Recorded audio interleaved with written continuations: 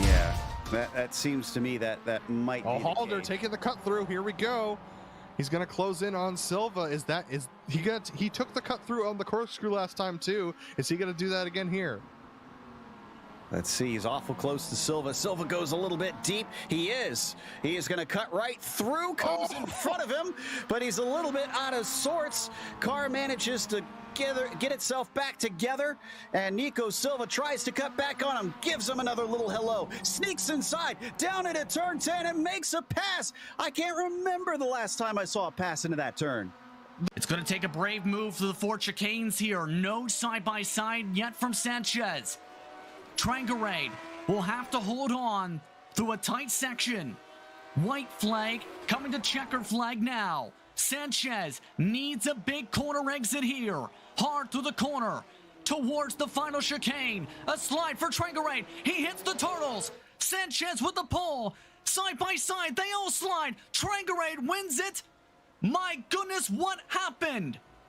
Is that going to be enough to counteract anything? That's a battle for the lead as well. Frisha trying around the outside now. He's going to try to hold it out, but again, Poli Partsinen able to hold it out. Oh my goodness.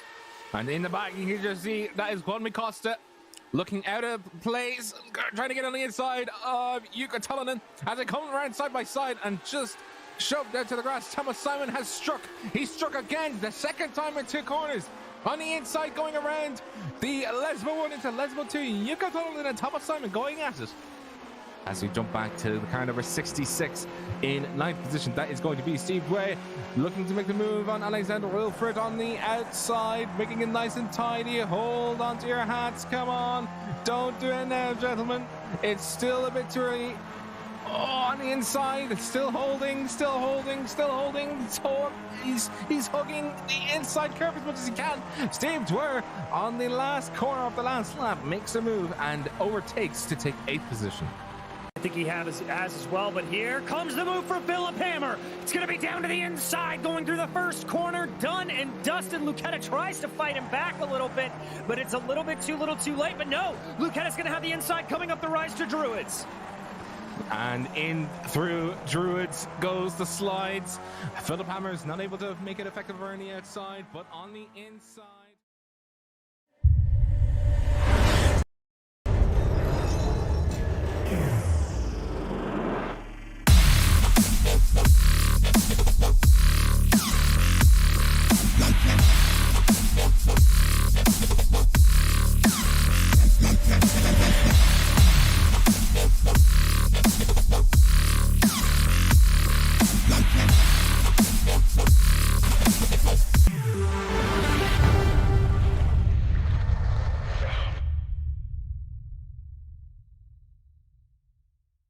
Hey there, I'm Nicholas Dubois, co-founder of Advanced SimRacing. We are a Canadian company. So what we did here today is for a real petrol head. He's really passionate about cars, as you can see behind me. We did a turnkey solution for him based on his needs. We try to gather as much information as we can on our client. And like we did today, we install a D-box system. We install ultra-wide cube control steering wheel. We try to provide the best quality for your budget. So let's say if you want a budget of 10 grand, we're gonna give you something that's the best for 10 grand. If you want 20 grand, then we always try to stay within your boundaries. We do try to make it as easy as possible. So the client, once we install everything, it's pretty much gonna be a turnkey. So he's gonna press start on his computer, and right after, we'll try to explain everything, how it goes, how it works, and then he's ready to go. Our aluminum is from USA, treated in Canada, cut in Canada. So we do sand all our aluminum piece just to make sure the powder coat sticks to it. And that's one of the reasons why we use powder coat, is to make sure you have the best aluminum finish in the industry.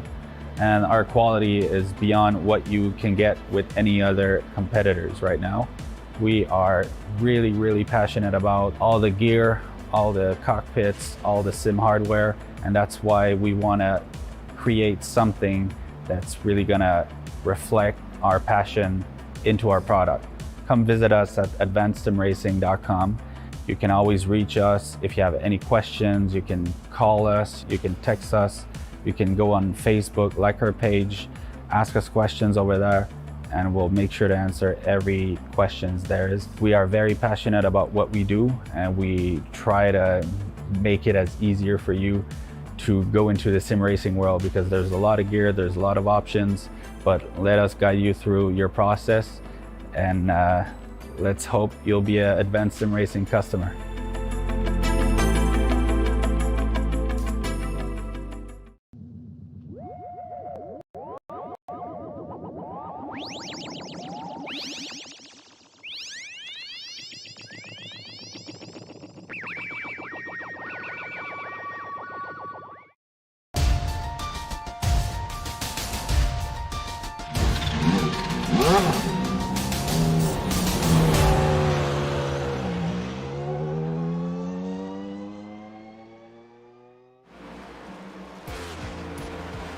Ron DeLetto finally got his championship, but it was also just in time for a sea change in modern NASCAR. The next-gen vehicles have arrived, and it may alter the complexion of the field. Will Octavio be able to defend his crown? We'll find out soon as we get ready to watch round 1 of the PRL NASCAR Cup Series, and you'll see it all live here on the Global Sim Racing channel. Hi, I'm Joe Peak, and with me in the booth is DJ Clark. Behind the scenes is our director, Zach Johnson, and he's using cameras provided by Dougie Beard. Atlanta will kick things off for the 2022 season. Let's head to our track guide to see what it has in store for us.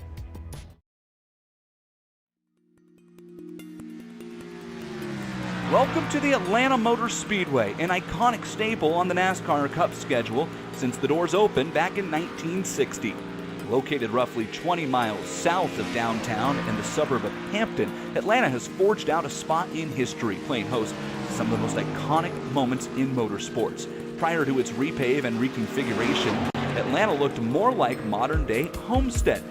In the summer of 1997, Atlanta was reconfigured to that 1.54-mile quad oval it's currently at. After that switch, the NASCAR Xfinity Series and Truck Series also became regular yearly competitors at the track. But it's actually an IndyCar that holds the track record here. The series ran regularly at Atlanta for 4 years. The surface here has certainly worn over time, giving way to its sister track in Texas as the fastest quad oval on the NASCAR schedule. Surface here has not seen any paving since construction finished in 1997. Over the years, the track has become famous for its super close photo finishes, thanks in part to a very wide exit off of turn 4 compared to both Texas and Charlotte. It allows competitors to often exit 2 and even 3 wide with room to spare, and that outside lane can get quite a run to the checkered flag. That's our look at Atlanta Motor Speedway. Enjoy the show.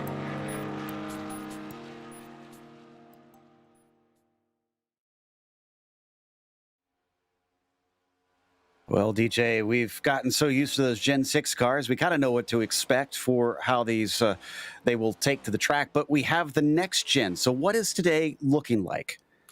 Well, Joe, it looks like it's going to be pretty flat out here at Atlanta's quad oval set up with the 24-degree ranking pretty high around here.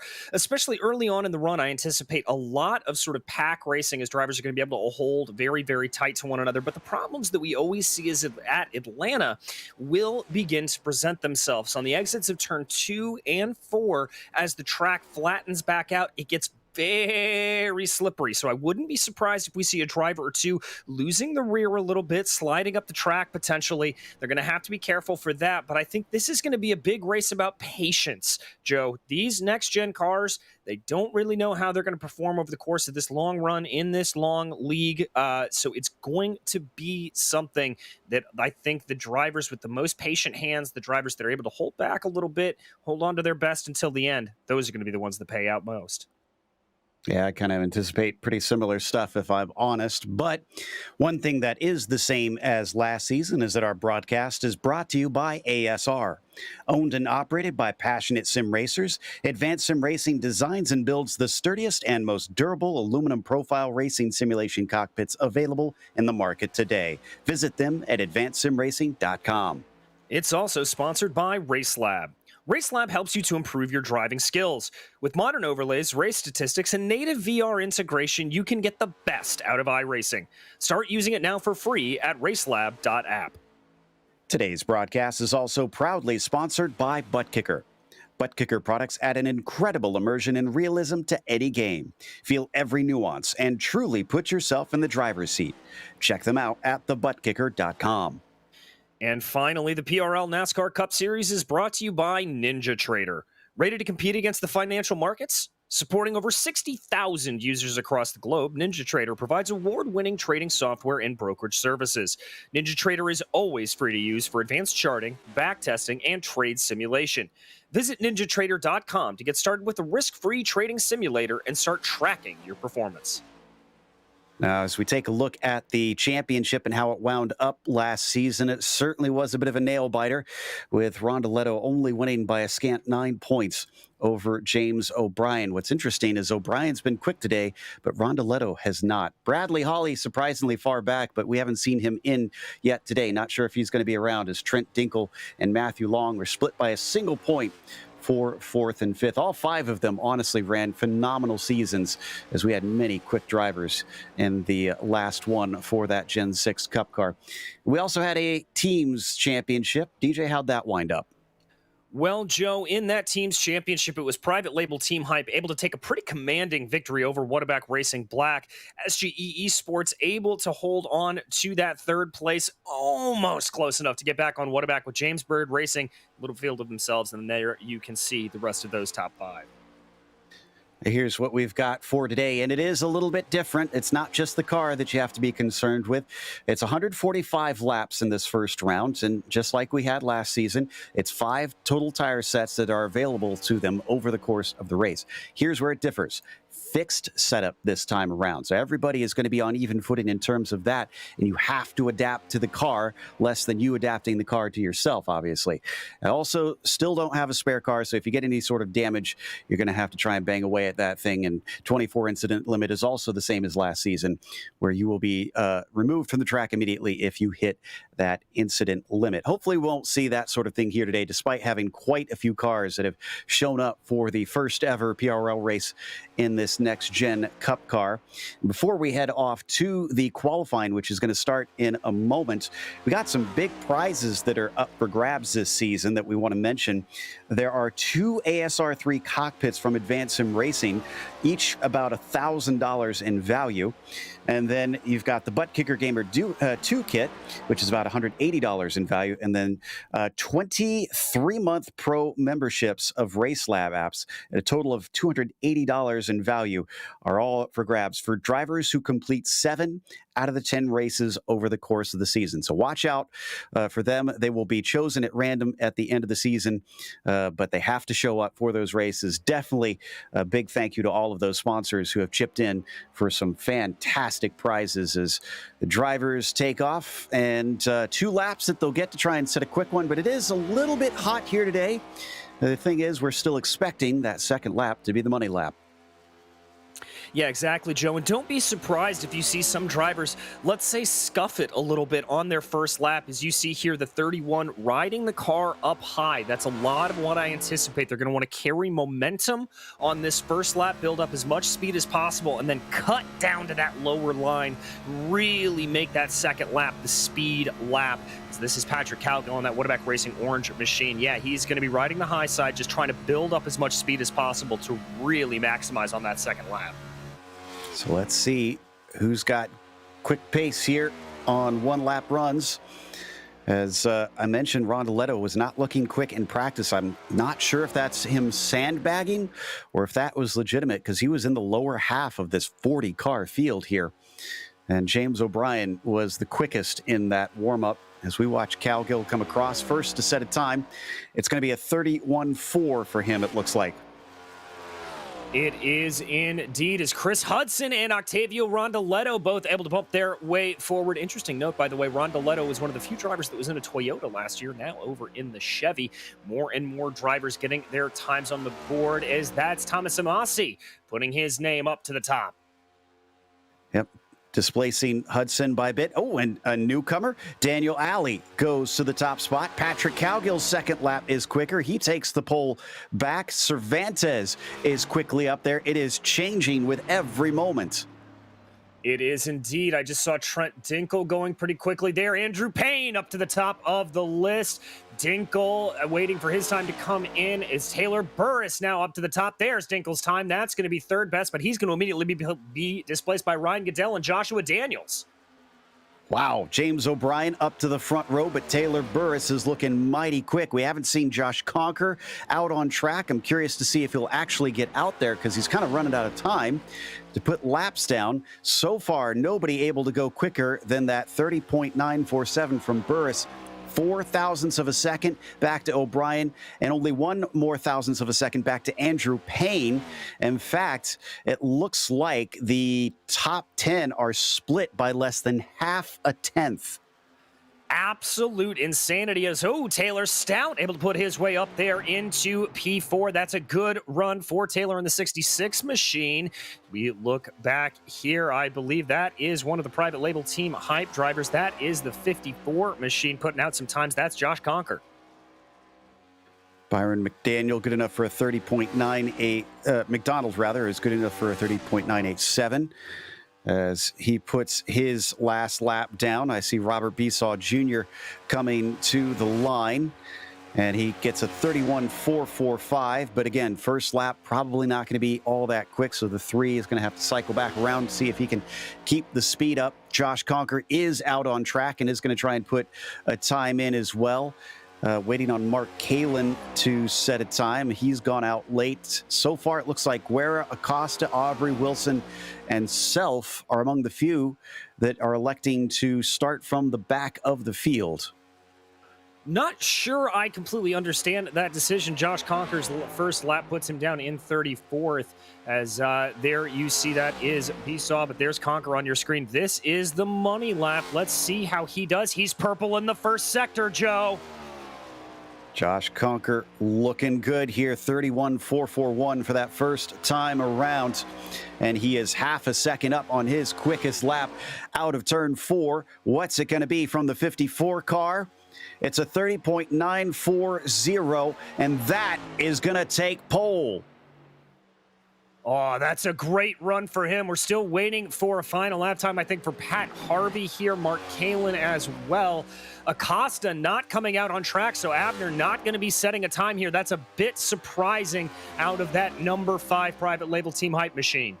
Pat Harvey, I think, is just going to squeak a lap in here. Well, his second lap, I should say. 31.349 has him last on the fields with just about a second to spare. He crosses a 31.211, only gets him up to 35th, and our grid is now set for today. Josh Conker has started on the pole in today's first race in the next-gen car for the PRL, with Taylor Burris in his first ever PRL race starting on the front row. James O'Brien will be in third, with Andrew Payne starting fourth. It's Taylor Stout starting P5. He's got Josh Daniels to his outside. Ryan Goodell will be in 7th, followed by Trent Dinkle in 8th and Matthew Long in 9th. And it's Adam Zemke in 10th. It'll be Baron Hilton starting off in P11, followed by Robert Besaw Jr. outside him, with Eric Papagno in 13th and Byron McDonald in 14th. Octavio Rondeletto, your reigning champion, starting all the way back in 15th, flanked by Charles Sumner, with Richard Reagan in 17th and Danny Cervantes 18th. Row 10 is rounded up by Mike Witt and Waldo Walden. Lou Christian starts 21st, followed by Chris Hudson in 22nd. Mark Kalin only good enough for 23rd today. You've got Skip Gandy in the 24th spot. Patrick Cowgill will be 25. And Drew DeWeese, without any laps of practice, managed 26, just hopping in and letting her rip. As Brandon Walters starts 27th, Scotty Johnson 28th, and then you've got James Durr and Jose Medina in row 15. Back in row 16, it'll be Daniel Ollie, followed by Tom Amasi, with Bob Clement and CM Pennington behind them. Pat Harvey will line up in 35th, and Pete Bladon will be your final driver to set a time, with Abner Acosta and Matthew Aubrey in row 19. Aaron Self is 39th, followed by João Guerrera, who rounds out your field. Excuse me, Greg Wilson, actually the one to round out your field. Yeah, 41 drivers here today. And it is a full attendance for this first race in this new car. We got a few drivers giving us their perspective as well. Josh Conker, our pole sitter, is going to be giving us a view here for today. There's his perspective. He even has his helmet, his race helmet to his side. Nice setup here for Team Hype. And then we've got Taylor Burris joining us with his green screen back there. So front row represented. And then Trent Dinkle is the next one, starting from 8th place. We tended to see a lot of him last season, and he's back once again. Let's see if he can get himself another win here as we watch them take off on the pace lap. Just one pace lap, and then we are rolling for 145 of them for the opening round. Yeah, Joe, and as we continue to go along, the clock ticking past about noon virtual standard time, and the track is getting warmer and warmer, so 100 degrees Fahrenheit out on track right now. That's going to continue to be an issue to keep an eye on. Yeah, I wonder if that's going to chew through the tires, considering the high speeds that they're going to be experiencing. What will it be like at the end of the run is the big question. I guess the good news is, at least for the drivers, everybody's going to be in the same boat in terms of what it'll wind up like at the end of the run, with all of them being on the same setup. And up at the front of it, Josh Cocker is going to have control of the field in a moment as the iRacing pace car is going to release them. What will we see today? Will it be fresh faces up at the top, or will it be the same old, same old? There goes the pace car. Conker waits for the green flag, and the green flag is out. It's not the greatest of jumps. In fact, it looks like Taylor Burris will even beat him to the lineup on that high side as they start to pick up speed and plunge down into turn 1. By the time they get into that first corner, though, it looks like Taylor Burris dropping back a little bit. That high line not paying out. That's going to allow for Conker, O'Brien, and Stout to pull ahead. Momentum will start to favor back, but this is James O'Brien now looking a little bit racy, going to the inside of Josh Conker. He wants that lead immediately, and he's going to take it away, and we get our first caution on the first lap. Oh, it's a lot of cars, actually. It looks like Matthew Aubrey gets involved. Skip Gandy is in there. Mike Witt. And I think Jose Medina. I'm checking to see who started this.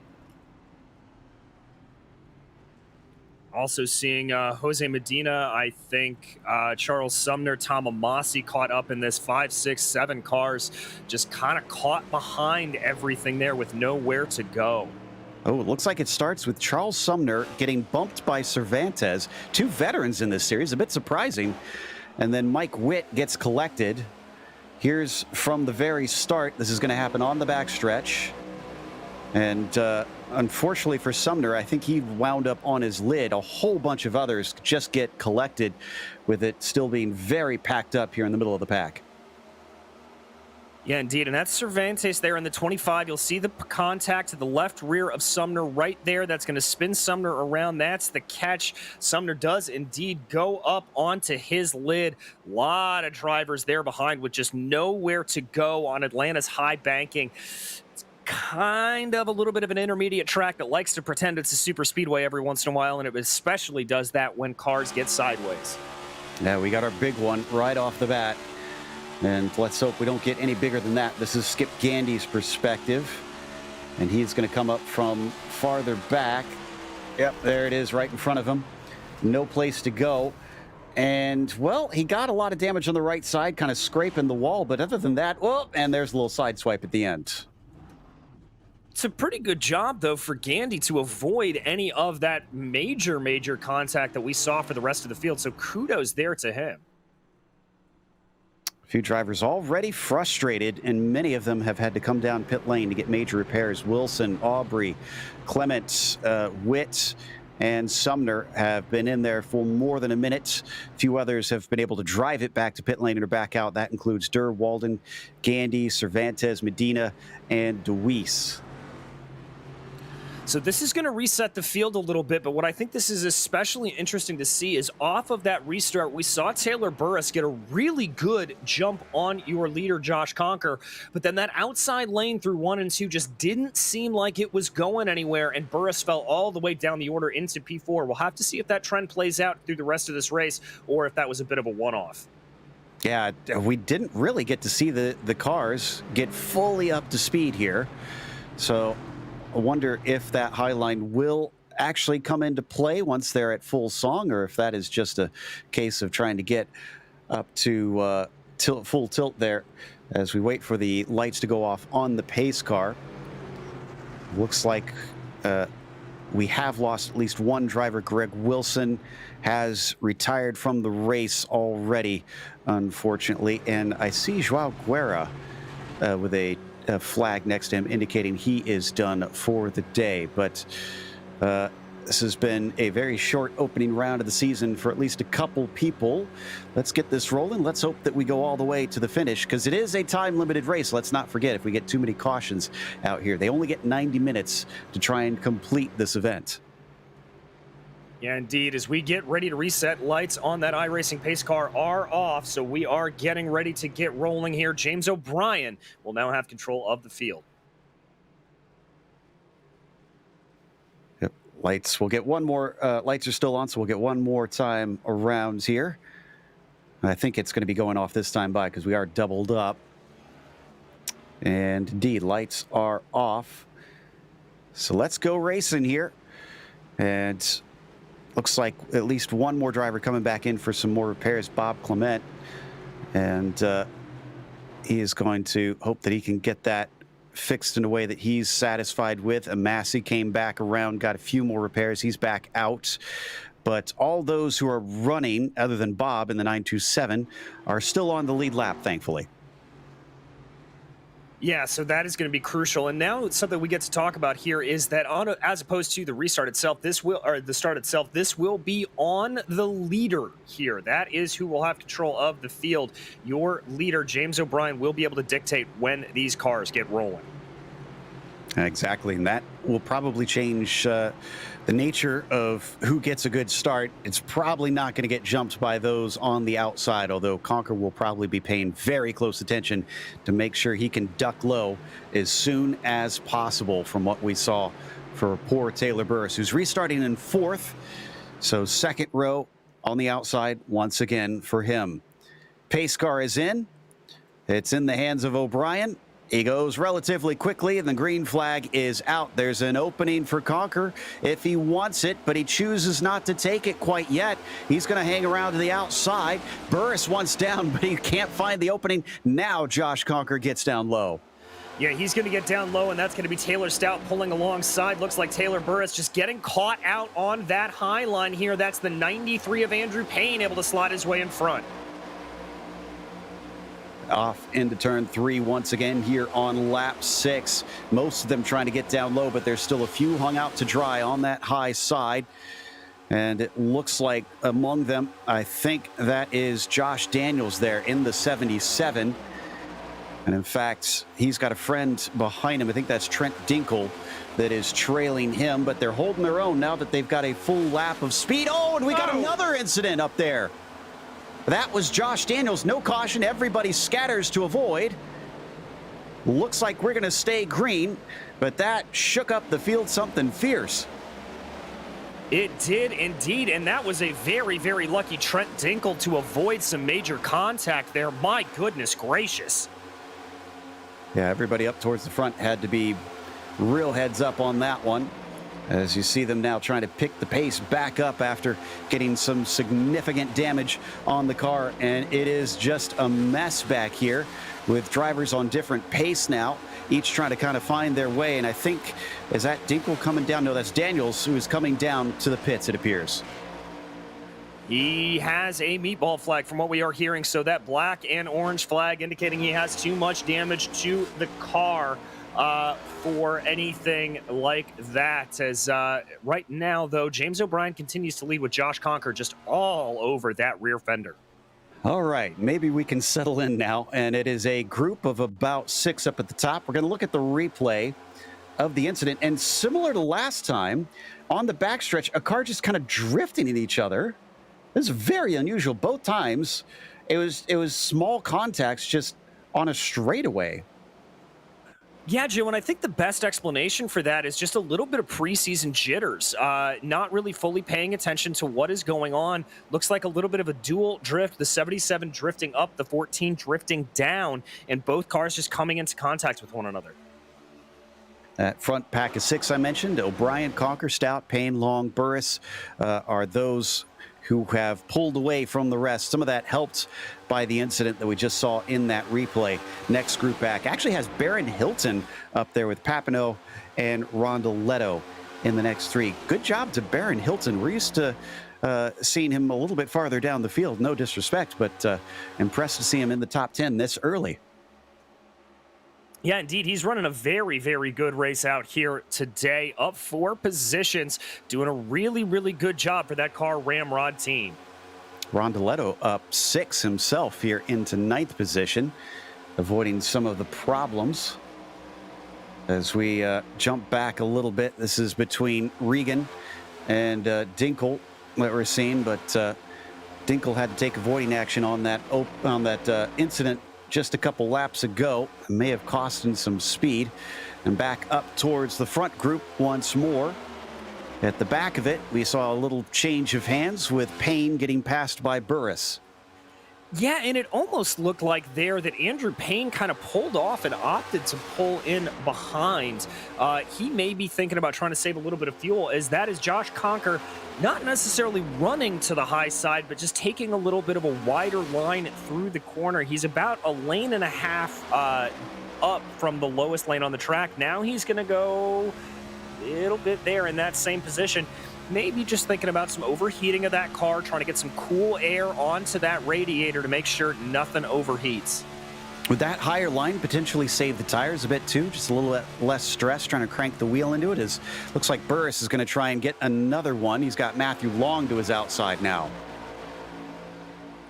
Yeah, so that's going to be Burris going aggressive. And you're very right, Joe. If you're running that higher line, you don't have to put up nearly as many aggressive inputs into the corner.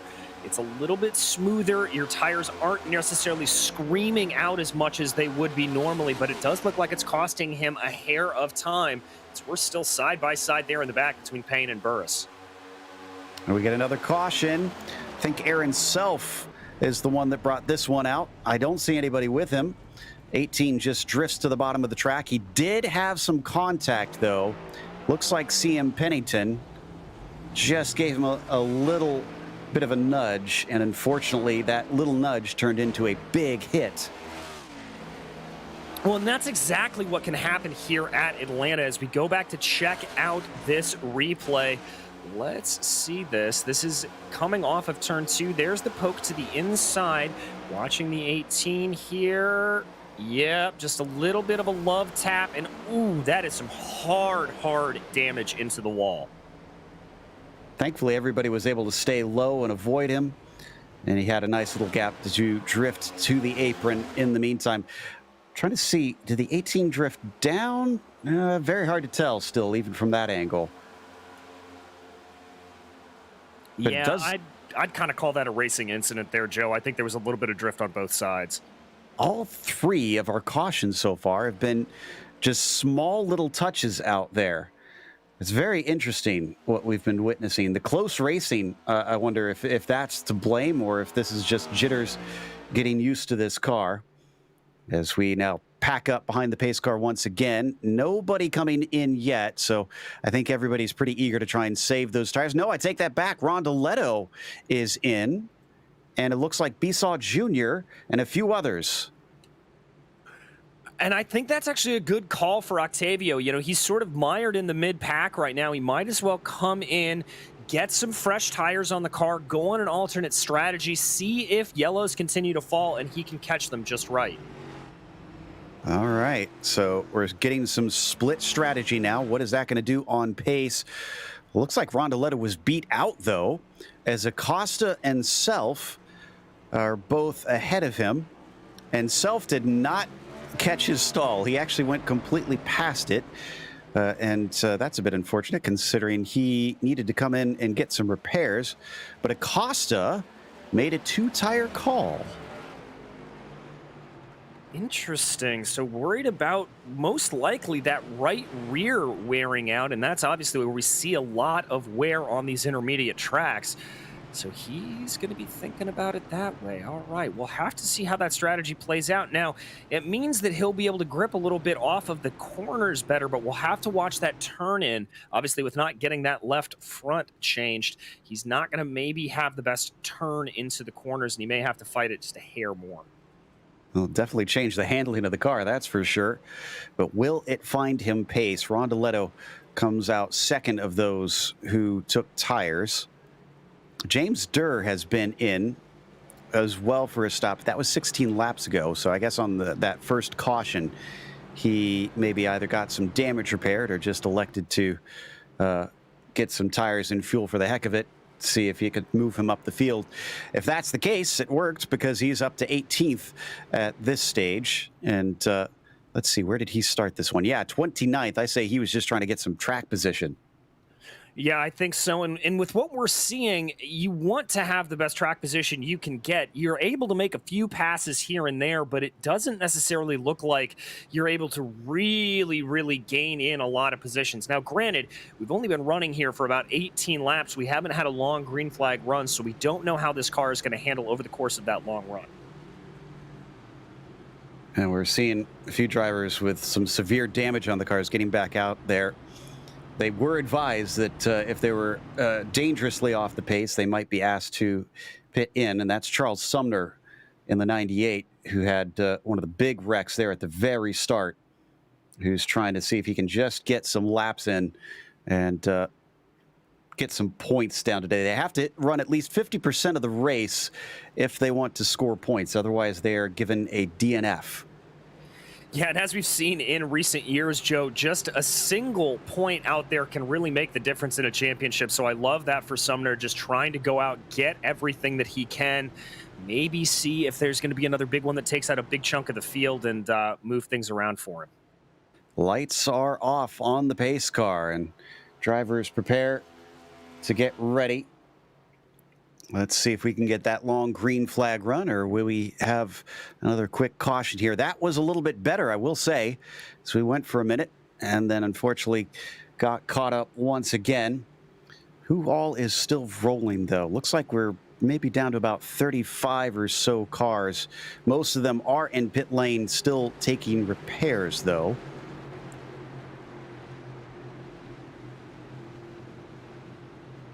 And Joao Guerra is the only one who has officially retired, so others have managed to get back out once again. I'm trying to remember who we mentioned earlier that looked like they had called it a day. Looks like they decided to hop back in after they saw what was able to be done by their crew. And the iRacing pace car is going to give way for James O'Brien to have control of the field, and the green flag is out. Clean start for the number 9. Oh, but not behind him. Taylor Burris spins the tires. Somebody else is with him off the track. Not sure who that is. No caution, though. That's Hilton.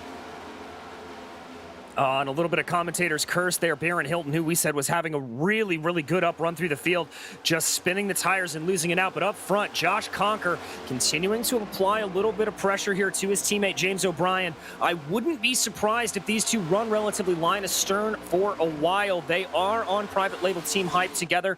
They don't want to do anything that's going to really damage the field here or damage their chances of winning. Yeah, let's take a look at the onboard here for our second place driver. Conker started on pole, gave it away rather quickly, and he's going to go side by side here with Taylor Stout down below him. Stout doesn't have the run off the corner, though, and has to back out of it. There's the onboard view for the Team Hype driver, and another attempt from the 46, or 66 rather, down below him. Actually does manage to get a nose ahead. Job's not done yet, though. No, it's not. Conker able to carry a little bit more momentum around that high side, and that's the 28 there behind him. Matthew Long looking like he wants to try to see if he can make a 2-for-1. Good momentum, though, for Josh Conker. That's a little bit of that team tactics that I talked about. You saw James O'Brien switch from running the low line to the high line. I think that may have been to deny the draft here to Taylor Stout and try to help his teammate. Watching from behind this battle for second, Long, Payne, and Papineau just kind of biding their time. Now we're going to go 2 wide, each one getting a little bit of help here from behind. Andrew Payne up on the high side in that 93, lining up behind Conker. And the high line now looking much better than that first lap as he gets a great shot off the turn. We got a little bit chippy there in the back. It looked like with Reagan, Calgill, and Rondoletto almost coming together, but everything able to stay nice and easy as things have calmed down up front for those top 3, but Papineau and Stout still looking a little aggressive. Getting back single file up at the front, but behind them, as you said, it is some fierce battling going on. Rondeletto doing a good job continuing to pick things off as he now moves into the 8th position. And he's starting to catch up to that front pack as Regan Jr. slots into line. In fact, they were mostly single file along the backstretch, and Rondeletto, like a rocket ship up on that high side, is catching up hand over fist. But he's got to check up a little bit. Matthew Long there in that 28 machine blunted his momentum, so I think he had to lift out of the throttle ever so slightly. Now he's going to go for that big run again. He is making that high line work to perfection here, Joe. My goodness, everybody else better start taking notes. He is just picking them off time after time. Look at that. I think he got 3 already on this lap. Going to make it 4. He's up to 4th place already. What has Rondeletto got underneath him here? Because this is just unbelievable in a fixed setup series. Well, remember, Joe, Rondeletto took 2 new outside tires on that last restart, and I said he may have a little bit of trouble gripping down into the corner, but running it high, he's clearly got the speed to get a good jump off of the corner. Now he's going to make a move to the inside of Josh Conker and try to take 2nd. I had completely forgot that he had pitted in that last stop. You're right. It is paying big dividends for him. And the driver that only took right side, so I lost track of him, unfortunately, as he already is up to the lead. Rondeletto off strategy, but it's got him track position. It has indeed, and at this point, if a caution were to come out in the leader's pits, I would just stick down on pit lane with them for Rondeletto. He can pretty much dictate strategy at this point to his own. Here comes the number 9, though. James O'Brien doesn't want to let that go quietly. Oh, he's trying to stick with him as best he can. And I thought it was Abner Acosta, but I'm seeing him having been in again with a full pit stop. So I'm not sure what is going on there as this pack of cars swings around 1 and 2, getting a little bit of the mid-pack, still swapping positions around. Looks like Taylor Stout's got a good run to try and get past Regan Jr. Yes, he does. He's certainly thinking about it in the 66. He's trying that Rondeletto line, but it's not working out the way he wanted to. Andrew Payne thought about maybe having to move on Josh Conker, but that's not going to happen. Best battle we've got right there, I believe that's Richard Regan Jr. and Matthew Long running side by side. And right behind them, that's Chris Hudson looking a little bit interested. And I think Acosta's tires are finally kicking in because he's now coming up very quickly. Although he seems to be a little bit more timid than what we saw from Rondeletto, and he's using the bottom line. Look at him go. The 5 has now got it underneath him, and he is already up to 9th. And Joe, that is the difference between taking 4 whole new sets of whole new tires and just the 2 outside.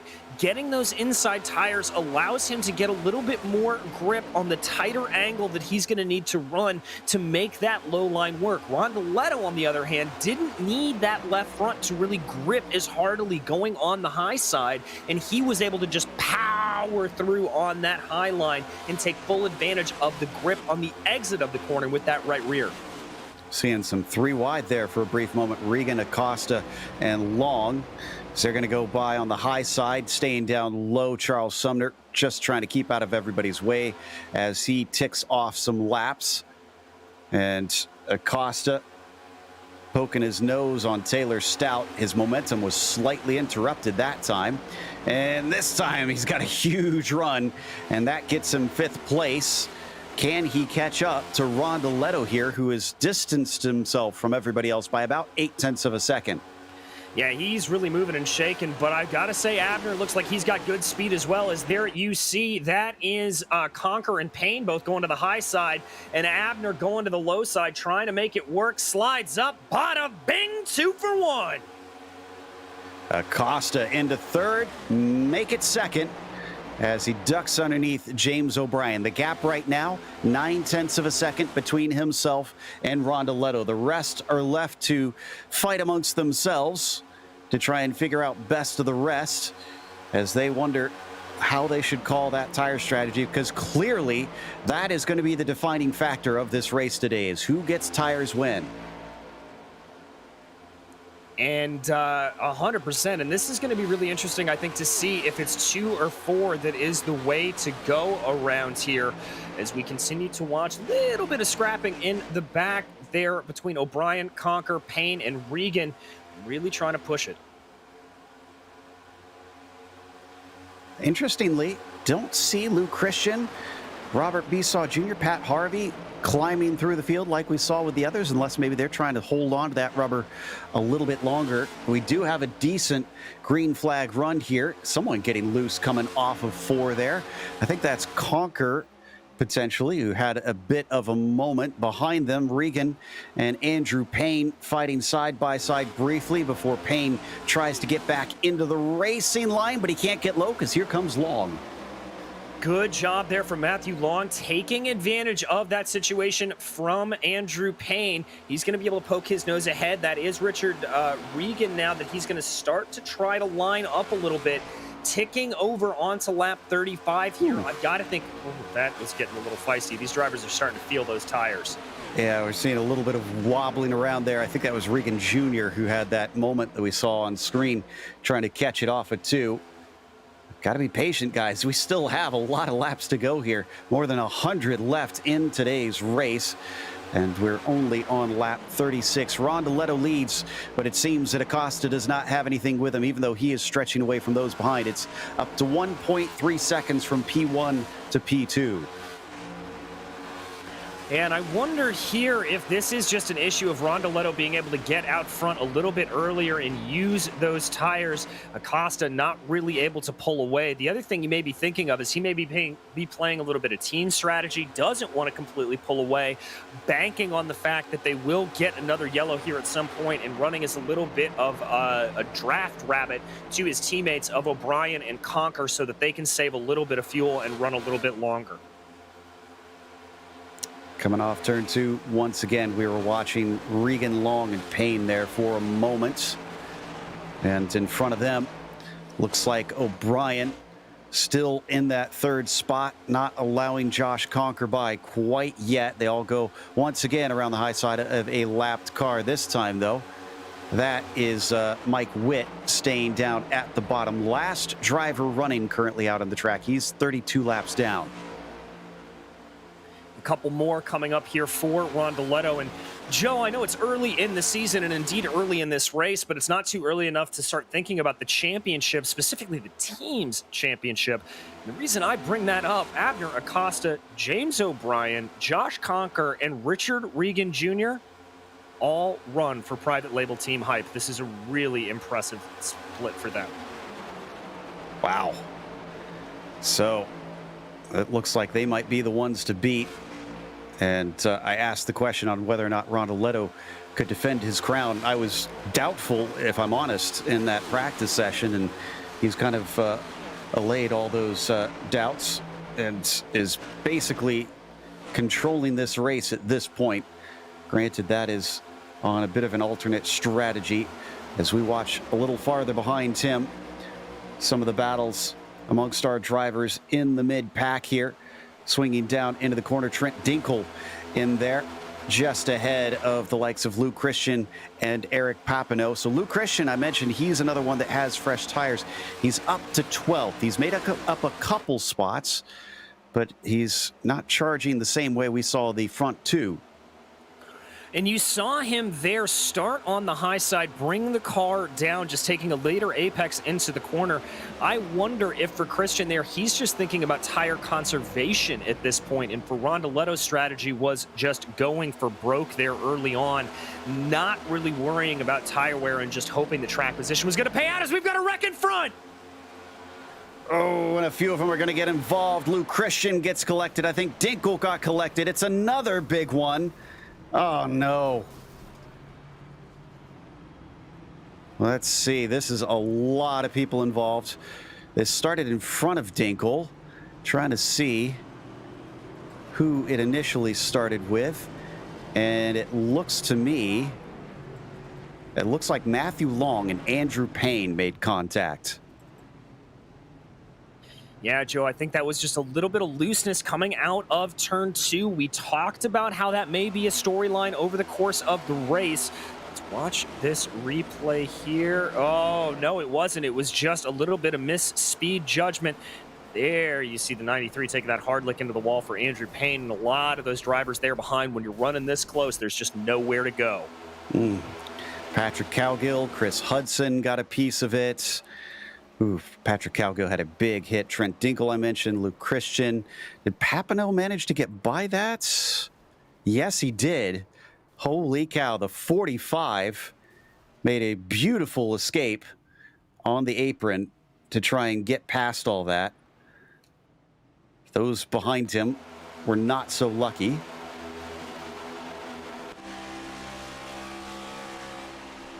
Here's Papineau's perspective. Put him up to 5th place, it looks like. Woo-hoo-hoo! He got very, very lucky with that one to be able to avoid everything, just ducking down low and saving his skin. And Rondoletto came in again. So Rondoletto is now down to 2 sets left, essentially. Wow, okay. I'm a bit surprised that he's gobbling him up this quickly. He's got to hope that we have a pretty long green flag run here to the finish so that he isn't caught out. Yeah, that's going to be his one problem at this point. I like the strategy of coming down pit lane here and doing this, but what I'm not a fan of is taking those extra sets of tires. I think what he's really going to be banking on here is the fact that we've lost a lot of drivers here due to attrition, and we continue to lose some. And he may be thinking that this field's going to get whittled down and that we will be able to stay green for longer as a result. Also seen, oh, well, I thought Danny Cervantes was going to try and stay out and get track position, but he's come back in. Oh, who is that? That is Jose Medina, not exactly facing the way you're supposed to on pit lane. How in the world? Oh, my goodness. We need a replay of this one. And the 24 also involved. Oh, well, that's Medina, rather. Still trying to get turned around. He got contact with Bob Clement in the 927. Bob did not realize there was a car to the inside, and he was just trying to get to his pit stall. Yeah, there you see Medina, just a passenger there, really. Nice checkup from Charles Sumner there behind to make sure nothing else happens. Medina now, unfortunately, just has to wait for basically everybody to clear him. I think that was Regan Jr. that came on by him there as well. I'm looking through. There is nobody who did not pit on this one. Barring, it looks like Josh Daniels, but he was already, he's 11 laps down. And CM Pennington, who's 12 laps down. So not exactly in contention for this one. Everybody else has been on pit lane after that longest green flag run we've had thus far. And it looks like it is going to be Rondoletto who continues to lead. But James O'Brien came out in second and not Abner Acosta. That is very curious. It is indeed. Acosta actually fell down 2 positions. That's Josh Conker in between him. So Acosta just not having the best luck here on pit lane. He will start to the outside directly behind his teammates, so that may be a little bit of help to him. But that number 5, something not working out right for him coming down the pits. Amazingly, I'm not seeing any other retirements yet. Aaron Self, I don't think we mentioned this, but he is gone, and that was due to a internet disconnection. And he hasn't shown back up since. And Trent Dinkle, not Trent Dinkle, Joao Guerra, we mentioned, is already out of this race. Otherwise, everybody else is trying to see what repairs they can get and seeing if they can get rolling as the lights are off on the pace car. We're going to go back green here on lap 46. It's starting to look like a bit of a timed race here. They're going to need a lot of green flag running if they want to run the full distance here in the first ever race in the next gen car for the Precision Racing Leagues. Let's see what Rondoletto does on the start as he waits for the pace car to peel in. There it goes. He's got control of the fields. Current champion takes off as the green flag waves. Good jump over James O'Brien, and a good one for Josh Conker, who's going to be able to immediately get to the inside of his teammates. Yes, he is, and that's going to move Conquer firmly up into that second place position. It looks like they're behind Tim Byron McDonald, able to make a good run as well. McDonald up 11 positions on the day, so a good run there for him. Have to see how this plays. Byron McDonald trying to hold on to it, but he can't quite, and James O'Brien limits it to only falling to third up on the high side. Abner Acosta trying to recover after being in second place and losing spots in that pit stop sequence. They fan out through the quad oval. Wada too wide and going underneath. Josh Conquer immediately overtaking Rondeletto. Oh, good run there for Josh Conquer, seeing an opportunity and going for it. And that was allowing, no, and Rondeletto's going to fight right back on him. Wow, they both want that track position out here today. Rondeletto on the bottom side. Can he get the pass done is the question as they spread apart. And it looks like Conquer has the better momentum off of 4. In fact, there goes James O'Brien as well into second place. So within a couple of corners there, Octavio Rondeletto falling back, and this is especially key because that's 2 private label team hype drivers out front. They can run a little bit of team strategy here if they so choose to try to keep the ever hard-charging Rondeletto behind them. And we've had our third DNF. Trent Dinkle is out of this race now. That's a bit of a sad end for him after last season ended so well, but they can't all be on a high constantly. So we look a little bit farther back. This is Regan on the outside of James Durr for 9th place. Exactly, and that looks like the number 40 there of Taylor Burris just kind of stalking in behind there, seeing what he can do with anything. There they come up running. That's going to be a nice clean ahead for Regan. Burris able to get a nose ahead. Is the momentum going to carry him around the high side here out of 4? It looks like he's got it. I don't know if it's a completely able to come down and chop over on it. No, and indeed, line is going to come back to favor James Durr. They're still going to be side by side. Side by side for that spot, and behind them as Papineau goes by Walden. And up on the high side, Taylor Burris managing to complete the pass. That's going to get him into 10th. We got a caution, though. That looks like Goodell, I think, on the backstretch in the number 7 car. I think this one. Ooh, he got loose. So he got loose and then got some help once it started going around on him. I think he got a big push from Matthew Aubry. Thankfully, I think those are the only 2 involved. Yeah, let's check out this replay. There you can see the result of it with him coming down the track like that. But yeah, Joe, I can't tell if it was contact that caused him to get loose or if he got loose and then there was contact. This should give us a better angle right here. That's Aubry behind, Goodell in that 14 machine. Let's watch this. He gets loose, catches, and there's the contact. Okay, so it was a self-spin with a little bit of just insult to injury. Yeah, everybody was racing so close. There was not really much to do for those behind him. It's actually, they did a good job keeping that from becoming a much bigger wreck. This is from Pennington's perspective. I think he's a few laps down, and whoop, oh, wow, fantastic job. Yeah, that is just how you use that middle pedal, that brake pedal, to just keep everything nice and under control. So very, very lucky there for CM Pennington. Doesn't look like anybody is going to be coming in other than those involved in that wreck. I take that back. Looks like Zemke has decided to pit, and so did Danny Cervantes. They are on the lead lap. Not sure what is eliciting this. Patrick Cowgill is also in. The only real thing that I can think of there, Joe, is maybe just trying to go a little bit off cycle. They saw what Octavio Rondeletto could do on some fresher tires. Now, obviously, the advantage isn't going to be nearly as big as the laps Rondeletto put in. But nevertheless, they're just trying something different here, unable to really slice their way back up through the field.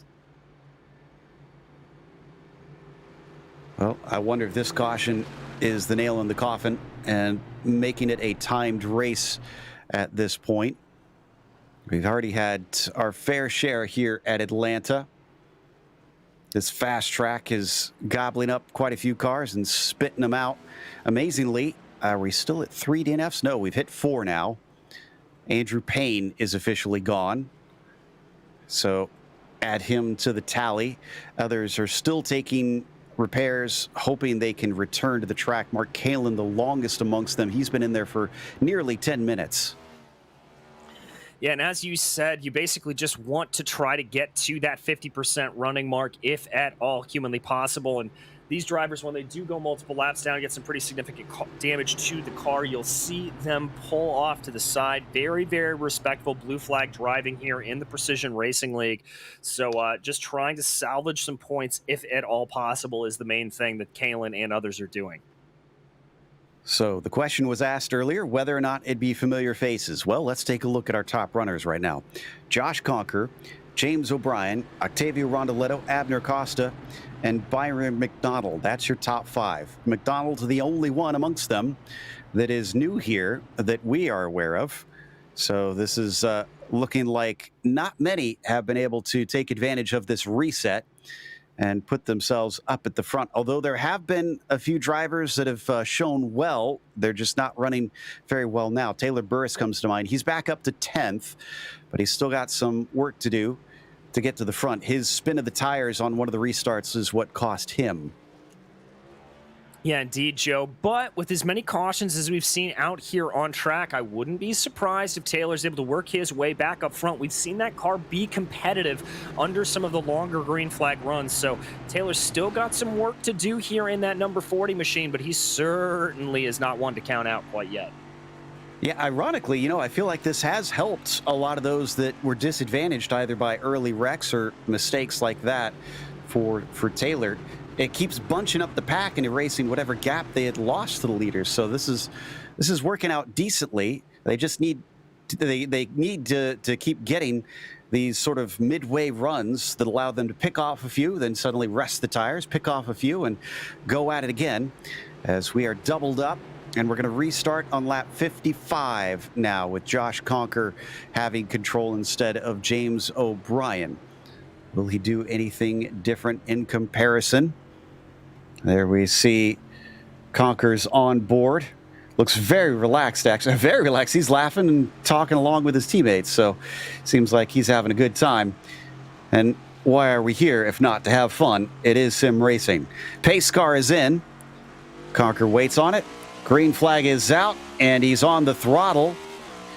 Looks like that was a very good start for the 9. I wonder if there's a little bit of communication on how they're going to play that one out, because O'Brien did not fall back at all, but he's got to try and get to the bottom here soon because Rondoletto is going to plug up the hole, and he does.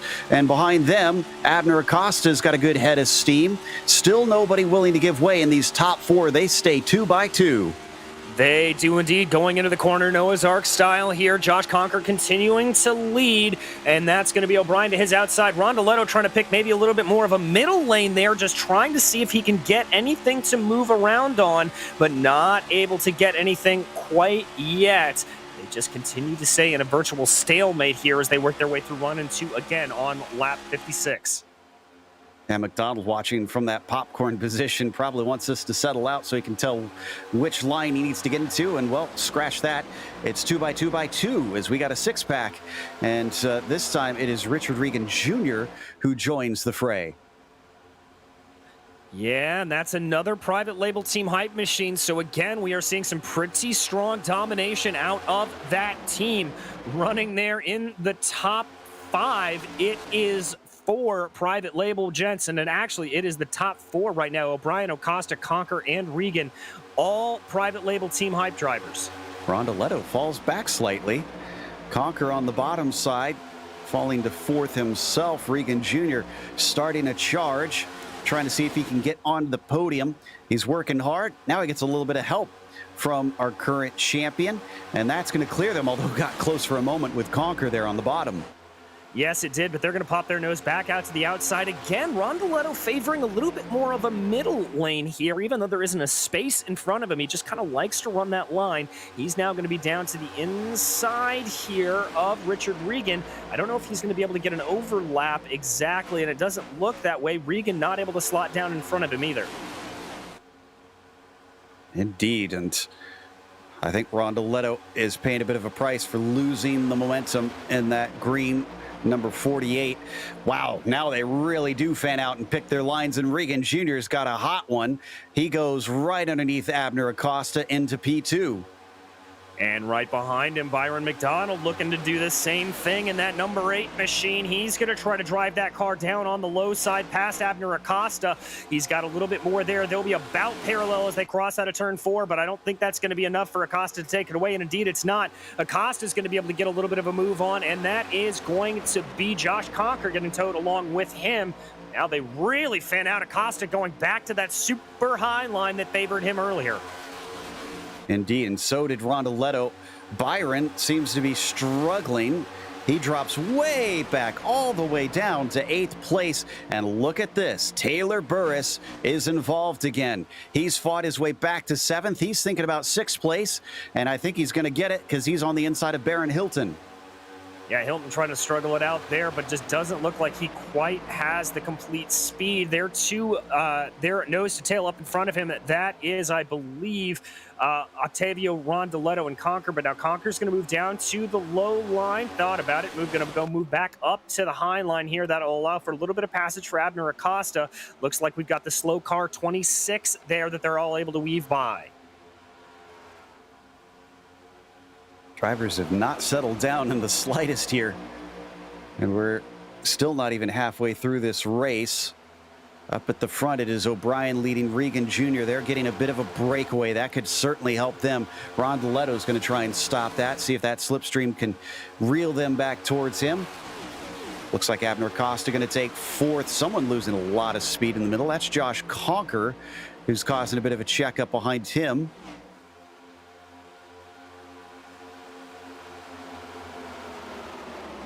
That caused Baron Hilton to have to pull out of it slightly. He'll drop down to 9th place.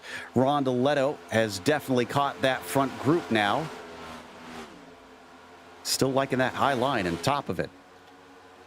Yeah, he's really the only driver that we're seeing really kind of making that high line work. But there you see, that is Richard Regan able to make it work. Rondeletto now going to try the low line on him. A little bit of a later move there, but I think that's going to be some good clearance for him. He's got a nose ahead at the line.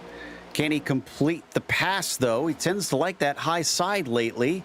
He's going to stay all the way down low as Regan Jr. now runs the Octavio line. And it'll actually work out quite better for him. Octavio has to try and find an opening, and he can't. He's going to lose yet another one. He's back to 4th, looking at potentially 5th as Taylor Burris runs on his outside. Oh, but he gets a little bit of a shove. Burris is into the wall. He manages to keep it from spinning around, but I wonder how much damage that cost him. He's definitely got a little bit of a lick there to the outside. Some definite damage on that right front side.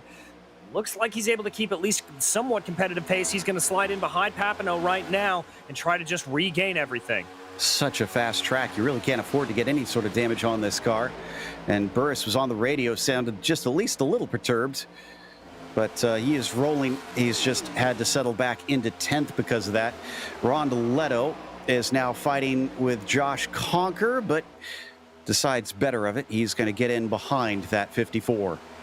He's going to try to tuck in right behind that 54, but Octavio going to run that high line again that suited him well. That's what got him up to the front of the field. Doesn't look like it has the same efficacy there now that all of these cars are on the same tire strategy. Be able to pull a little bit of a draft there behind Abner Acosta. The car drifting up mid-corner, as is the car of Josh Conker, who slides right in between. I was almost damaged there in between Acosta and Conker, but that's going to allow for Rondeletto to move back to the outside. Let's see what he can do. Really likes getting all the way up against that outside wall. Conker's got no response. Rondeletto into 4th ahead of them. Pass for the lead as Regan manages to get underneath James O'Brien. The side draft, very effective here. And that sends the 9 shooting backwards. He fights against him once again through 3 and 4, using the momentum on the high side, and he'll take the spot right back. He will indeed, but these two have got to be careful. They don't want to spend too much time duking it out, because there you can see Abner Acosta able to poke his nose and get back into that fight a little bit. And with the ever-looming 48 machine of Octavio Rondeletto coming up behind them, if they continue to battle, yeah, there you can see it exactly. Richard Regan already falling victim to Abner Acosta. Yep, so Acosta now into 4th place. And as they come across the line 3 wide here, and that includes some of the lapped cars that they're having to overtake. Thankfully, they're going to stay at the bottom. Still fighting between Richard Regan and Octavio Rondoletto, as well as Abner Costa and James O'Brien. Octavio's almost got that one done. Spot fills up immediately on the high side of Regan, with Josh Conker trying to get himself involved wheel to wheel for that second position. Acosta not quite there. No, that's for the lead, actually. That's for the lead. That's Acosta trying to overtake O'Brien. It is indeed Acosta down to the inside. He's going to have to try to avoid some of those slower cars. And indeed, that little checkup from him, I think, is going to give a little bit more of an advantage back over to James O'Brien. And here comes Rondoletto. Passes Acosta with ease. And yet more of the lap traffic trying to just simply stay out of the way. Wow, Rondoletto's getting dangerously close to the wall. He may have brushed it that time.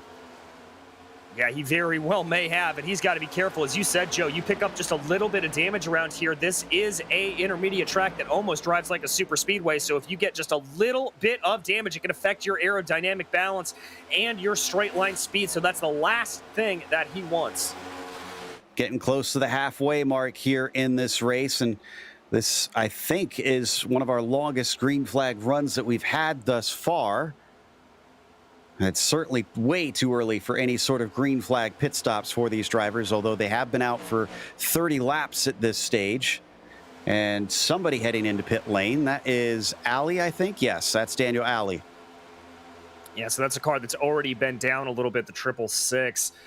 Just opting to come down pit lane, maybe save himself from some of the scaries that he sees up front here. James O'Brien continues to lead. That's Abner Acosta looking at a little bit of a higher line there from him. Coming off of turn 4.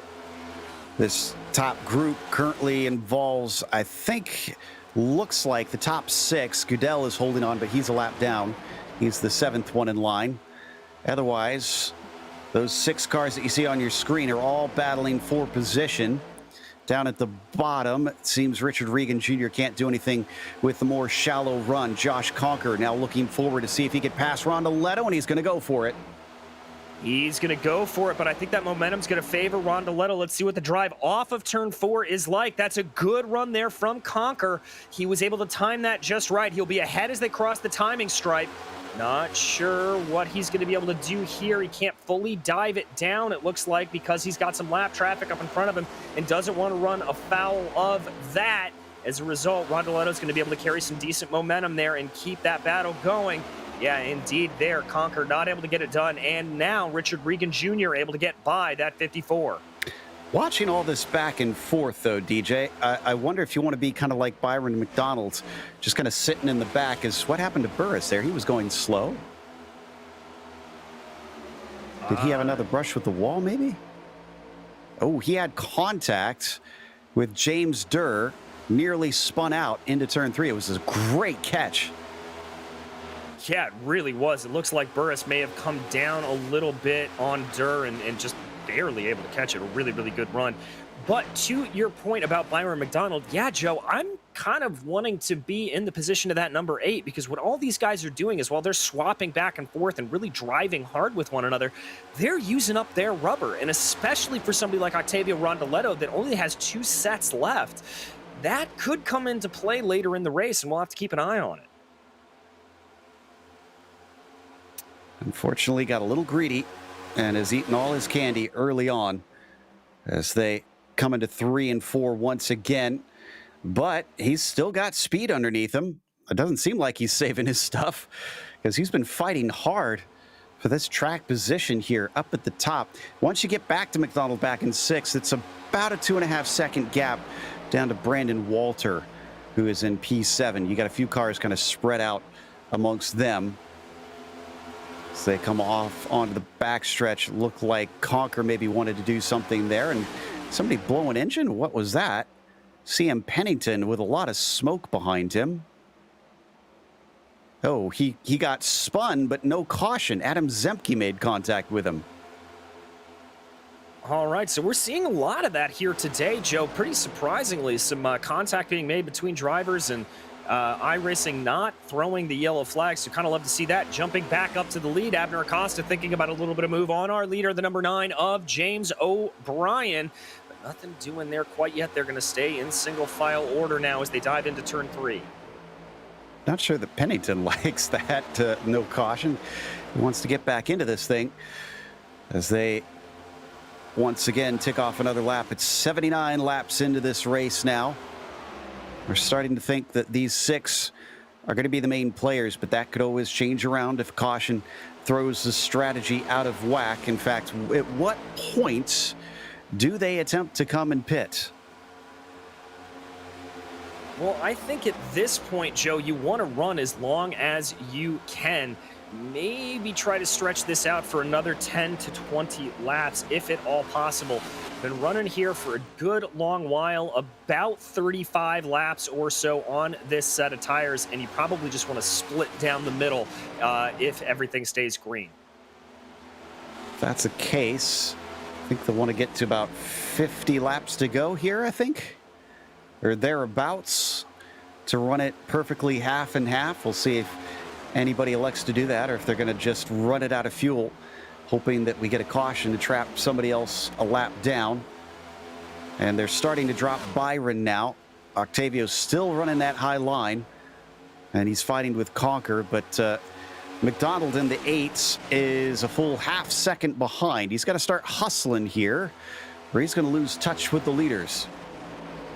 Yeah, he certainly doesn't want to do that. Ooh, as he got a little bit squirrely there coming off of turn 2, almost contact with the wall. He really had to wheel that car to catch it. We wondered if those long runs would do that, if these cars would start to loosen up, and you'd have to be careful as it gets late in the run. Still side by side for P2, Acosta to the high side, Richard Regan Jr. on the bottom side. The 46 of Richard's car with almost a full car length ahead. Does he pull in front? Yes, he does. That's second place for Regan. Here you see Octavio Rondoletto just sort of menacingly poking his nose behind. Now that's obviously probably trying to get a little bit of cool air onto the radiator of these cars, make sure he doesn't overheat the engine, but also just trying to fill those mirrors a little bit of Abner Acosta. And he's certainly got a little bit of a run here. He thinks about the outside, thinks about the low side. He's going to keep running that high line as we look back here on the 50 machine there briefly. But Joe, the other added benefit here of Rondoletto running that high line, we talked about it earlier, tires, tires, tires. He's not going to be using as much of those tires running high. Well, track position didn't seem to mean a whole lot as somebody comes down pit lane looking like they need some more repairs. That's Patrick Cowgill. But track position, well, here's how much it means. Acosta did not qualify. Started from 37th.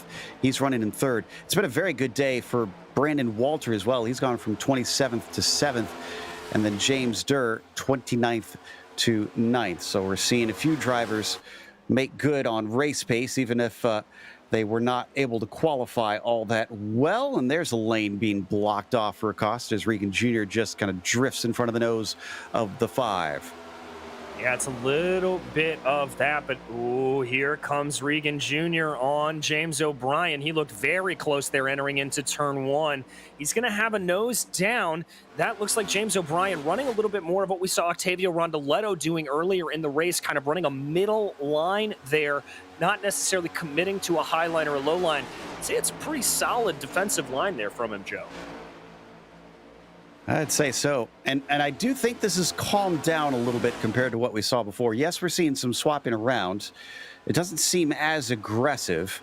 Rondoletto gets himself a good bit of momentum. And Acosta, oh, it's the ever plaguing demon that he's dealt with for some time. Whoa! What was that wash-up that we saw of Rondoletto? Did he get loose or what? Yeah, I'm not entirely sure, Joe. I'm checking back on the replay, but it just looked like he lost control of the car. It's very, very strange. He did get close behind Regan at one moment, and I'm not sure if he took the air off of him or what. We haven't seen that up to this point. of drivers needing to worry about that sort of thing. Doesn't mean, whoa, and that was a brush with the wall for Richard Regan. The cars are not only loosening up, but looks like they're pushing a bit wide on corner exit. I think that answers our question. Rondoletto must have experienced the same thing. Yeah, I just watched the replay, Joe, and it looks like what happened was he just dove that car a little bit too deep into the corner, wasn't able to get the grip coming out of it, that right rear tire not gripping the track, and he just basically washed up and out into the wall. Now you see him running that super high line again. That'll help him avoid that situation and carry some good momentum around the high side.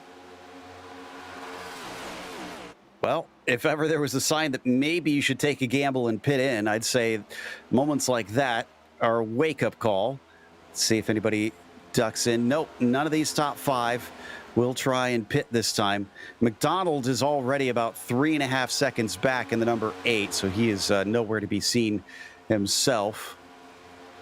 Well, nowhere to be seen, but on our screens for a little while at least.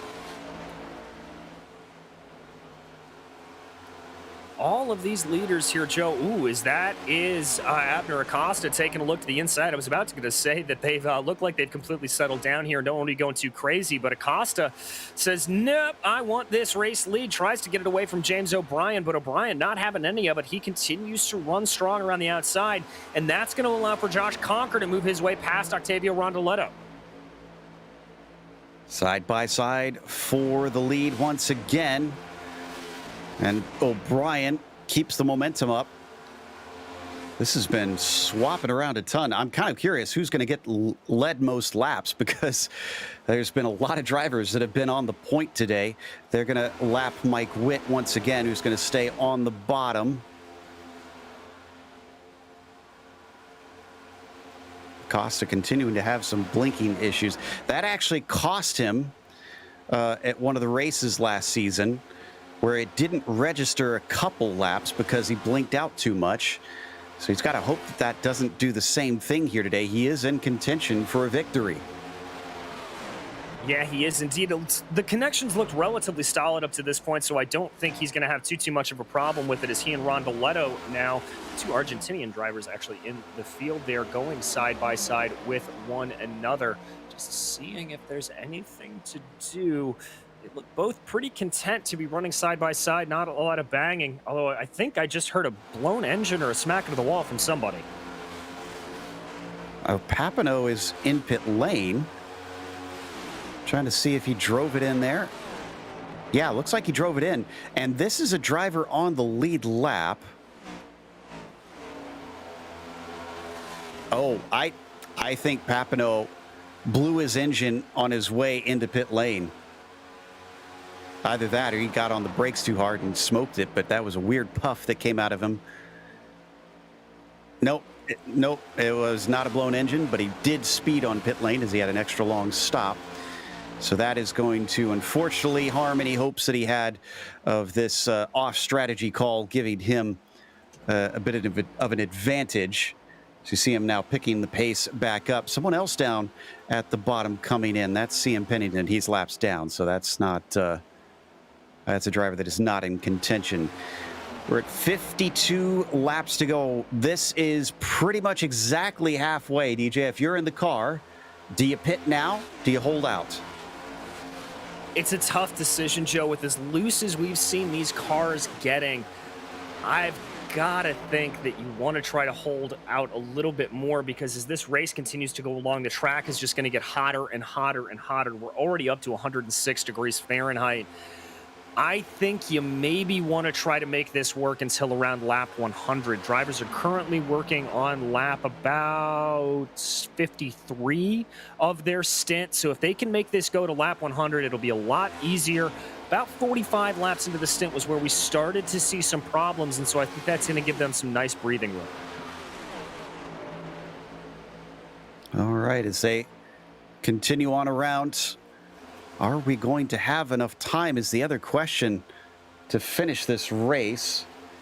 We're hearing that fuel will probably take them to about 60 to 65 laps. So we've only got maybe 10 more laps for these drivers. Some of that, I think, was under caution. That might net them just a couple more.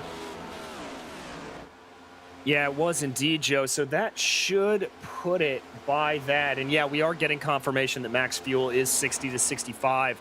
So that should put them in at max at about lap 102 to 107. So we have 26 minutes left on the clock officially right now. And we've got 49 laps to go. It is extremely tight then on if we're going to finish. In fact, I don't think we will, because you throw the pit stop into that mix, and that's going to add time to the average lap time.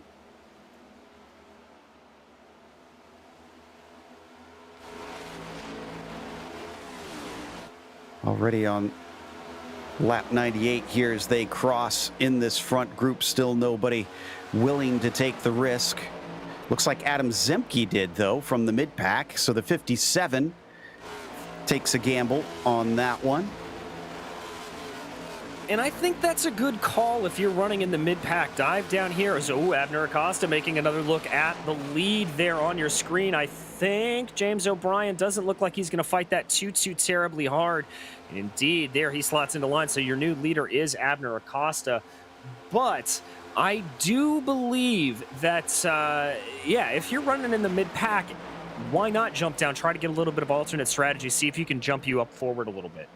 What if you got to lose at this point, especially with how spread out everything has gotten? We've only got 16 cars still on the lead lap. I'm actually kind of amazed that Danny Cervantes is among them. Let's get a quick shot of the 25. I'm not sure if he managed to get a lucky dog somewhere along the way, but this is not a fast car right now. Look at the damage on that thing. The car behind him is not on the same lap. That's Matthew Long. Yeah, some very damaged cars. He's in 16th right now, as you said, Joe. That last driver on the lead lap, although I would not be surprised if it's too long here. He is exiting out of turn 4 right now. The leader's about halfway through turn 3, so if we continue under green, I think he will go a lap down, but he's driving the wheels off of that very damaged 25. And not giving up by any stretch of the imagination. And I think he'll be rewarded on that one. Another blink out of Acosta, unfortunately. And trying to see if we had any other newcomers to pit lane. No, nobody else has come in since we last looked. So we're not getting any other gamblers down all the way at the bottom there. Rondoletto in third, giving chase. Oh, and Rondoletto's pitting. Rondoletto is the first to blink. All right, well, we saw him take an earlier stop, remember, on those tires, so I'm not entirely surprised that he's able to come down now. This does mean that he'll be able to make it on fuel, no problems, and if there's not another yellow, this should be the end of it for him. However, the one thing to keep in mind is he'll only have one more set of fresh tires after this. So if we get a lot of cautions at the end, that'll be interesting, because we saw how powerful the tires could be, at least for some drivers. I'm still not quite sure why some wielded them to such great effect and others not. And for Rondoletto, it definitely was worth it. He's going to return, but obviously a lap down. Now he is hoping that we don't get a caution. James Durr pits in as well. This might have been the dominoes triggered. Byron McDonald has also pitted in. I just heard the 84 say he's coming in. And it looks like your leader's not coming in there, so a lot of those private label boys staying out.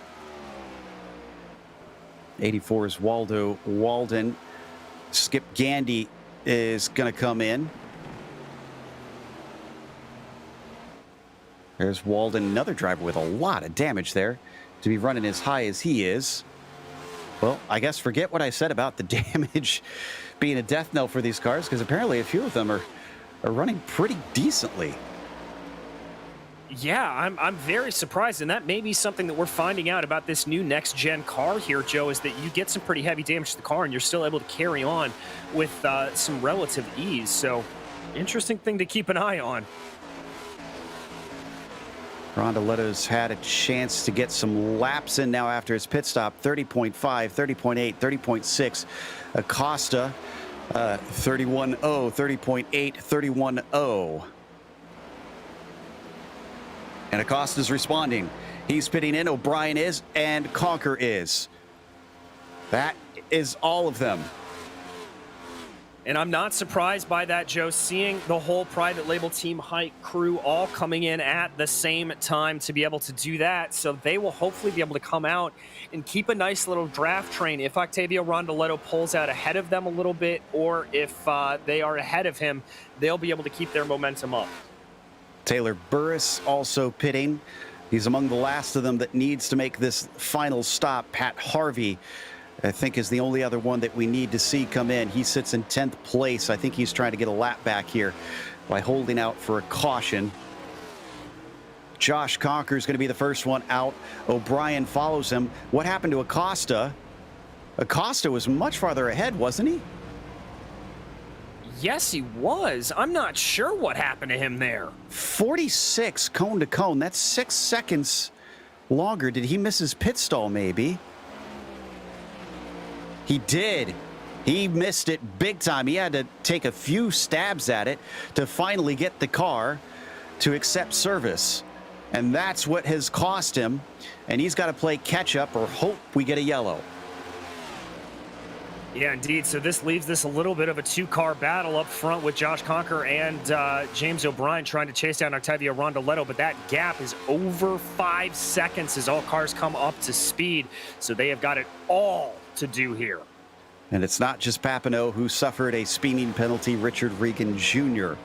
has been sent down to 19th after he had to take time in his pit stall for speeding on pit lane. So that is his hopes of the win most likely over. 20 minutes left to go. 38 laps left on the tower. And up at the top, it's down to 3 now. Rondoletto, Conker, and O'Brien, but Rondoletto has a gap of about 4 seconds thanks to his early stop. I anticipate that starting to come down a bit as the tires wear. Yeah, as do I, Joe. On that last lap, Conker was about 1/10 of a second faster. Let's see as he crosses over the line here what that's going to read out for him. 3/10 on that last lap. So Conker definitely closing in with his teammate James O'Brien close behind. This might wind up being a nail-biter if this stays green. If it goes to a caution, I gotta think at least after maybe 10 laps, we're gonna see every single car come down pit lane. And a lot of lap traffic now out there. We still have a huge number of runners. I think, are we still at only 4 DNFs today? Yes, only 4 official DNFs. All the other cars that are in pit lane taking repairs seem to think that they're going to get back out there. Checking to see who is among them. Actually, no, they've all gotten back out at this stage. Yeah, we've got a really, really high finishing rate here, Joe. It's really pretty incredible. I'm seeing about 36 drivers out running on track. Oh, and Taylor Burris and Rondoletto come together, and there's more contact. That was CM Pennington. Oh, no. And remember, these two had contact earlier on. Oh, wow. Well, this was an unusual incident. Rondoletto had good speed. He was coming up to the back of Burris. And Burris stayed low, almost like he was trying to cover him. I think this was for position. No, it was not for position. Burris, I don't think it would, because how would Burris have gotten out ahead of him since he pitted later? No, Octavio was the leader. I'm not sure what it was. It looked like just a miscommunication that Octavio thought he was going to give him space down low, and Taylor thought he was going to stay down low. And it almost looked like Octavio just ran over the back of him there. Hearing some drivers a little upset about Octavio not holding the brakes there as they passed him. But yeah, watch this again, Joe. It just looks like Octavio doesn't anticipate Burris staying down low like that. I think he thought he was going to go high, and Taylor anticipated Octavio going high. Blue flags not exactly working the same way as they do on the roadside here. And yeah, I can understand why they're upset. Thankfully, nobody got hit on that one. But the 48 is pretty upset. And I just heard Burris say he wanted to stay on the lead lap. So That maybe explains why he was trying to cover. Still not going to make him too many friends here in his very first race in the PRL Cup Series.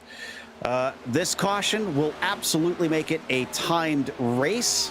And the new leader is now Josh Conker with O'Brien behind him. And Byron McDonald will be scored in third. Yeah, again, a great run there from Byron McDonald to be able to get his way back in third. We talked about him earlier on, just kind of holding back on everything and running a very sort of calm, cool, and collected race. And that's really what he's doing here in the 8, now in podium position.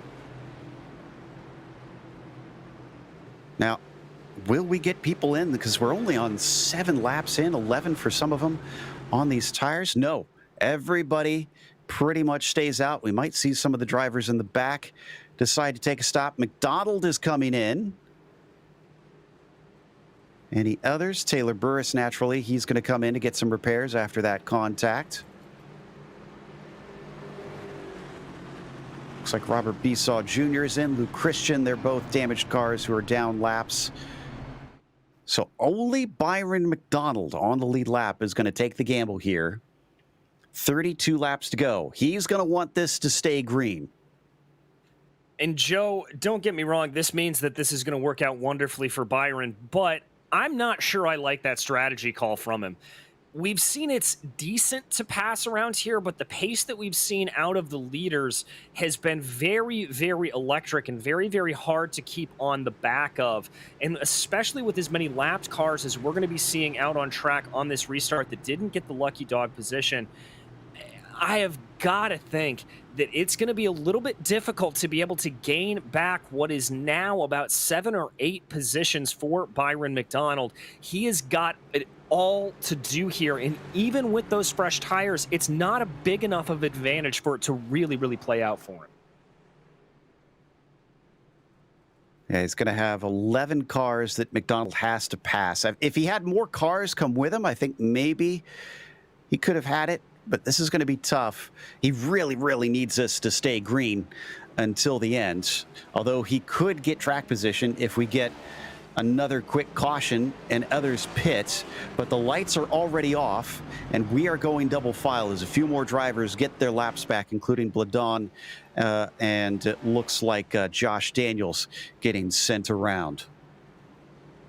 The one driver who this really, really has benefited, by the way, is Abner Acosta. Remember, he had that calamitous pit stop. Well, he's now back up into 4th position, starting on the outside of row 2. He is going to be very, very happy to find himself there. Yeah, that erases all the mistake for him. But now he's got to take advantage of it and try and get that victory. He's still seeking... Or no, I was about to say he's still seeking a championship. Didn't he take it in the trucks last season, I want to say? I believe that's right, but I'd have to double-check the score sheet.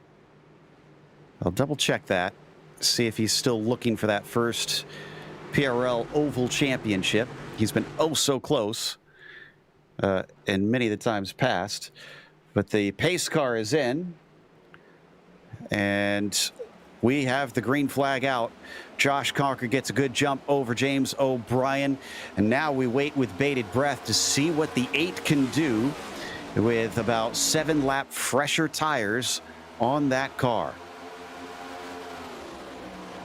And that's what it's all going to come down to do. But as it is out front, it is private label team hype 1, 2, 3 with Conker, O'Brien, and Acosta leading this race.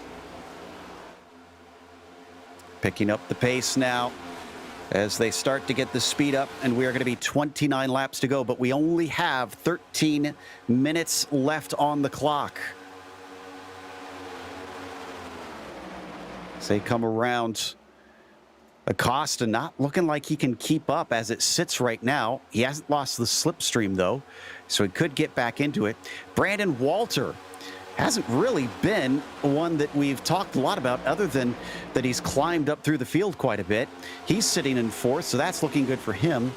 And then James Durr in the 55 is back there in 5th place, but he's dropped off of them like a rock here, and we're only 2 laps under green.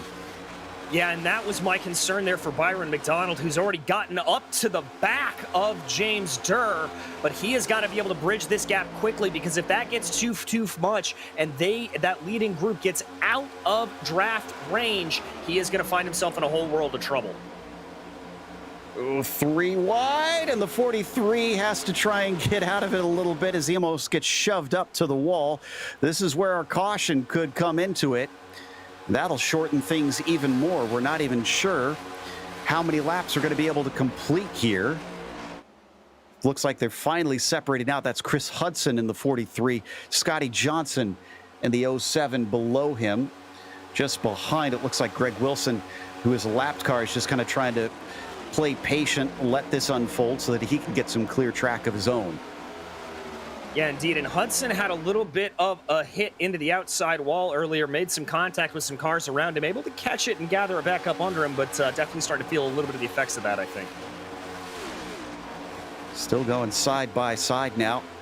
Coming into 1 and 2. Up on the high side, Chris Hudson with a little bit better momentum. And behind them, Taylor Scott. Waldo Walden is the first one, who is on the same lap. Big checkup, unfortunately, for Taylor Stout, who has to keep from getting into the bumper of Greg Wilson. Still wheel to wheel between Hudson and Johnson, neither one willing to give way.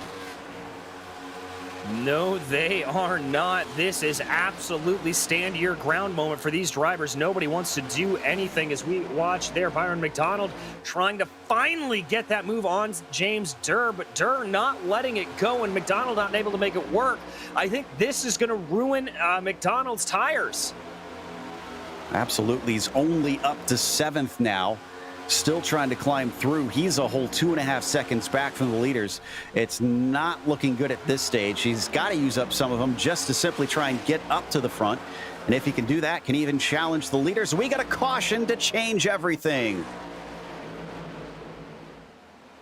I think Greg Wilson, no shock there after his hard-fought battle, or the hard-fought battle in front of him, actually, if anything. He got tangled up, it looks like, with Taylor Stout. And we talked about just how tough they were, really almost going at it, almost banging doors all the way around the circuit. So not entirely a surprise there to see that car having to get some major repairs done. Let's check out this replay here. Driving it through the corner. Oh, just drifts into him. Stout was there. He had position, and a little bit of brain fade, unfortunately, allowed him to make contact.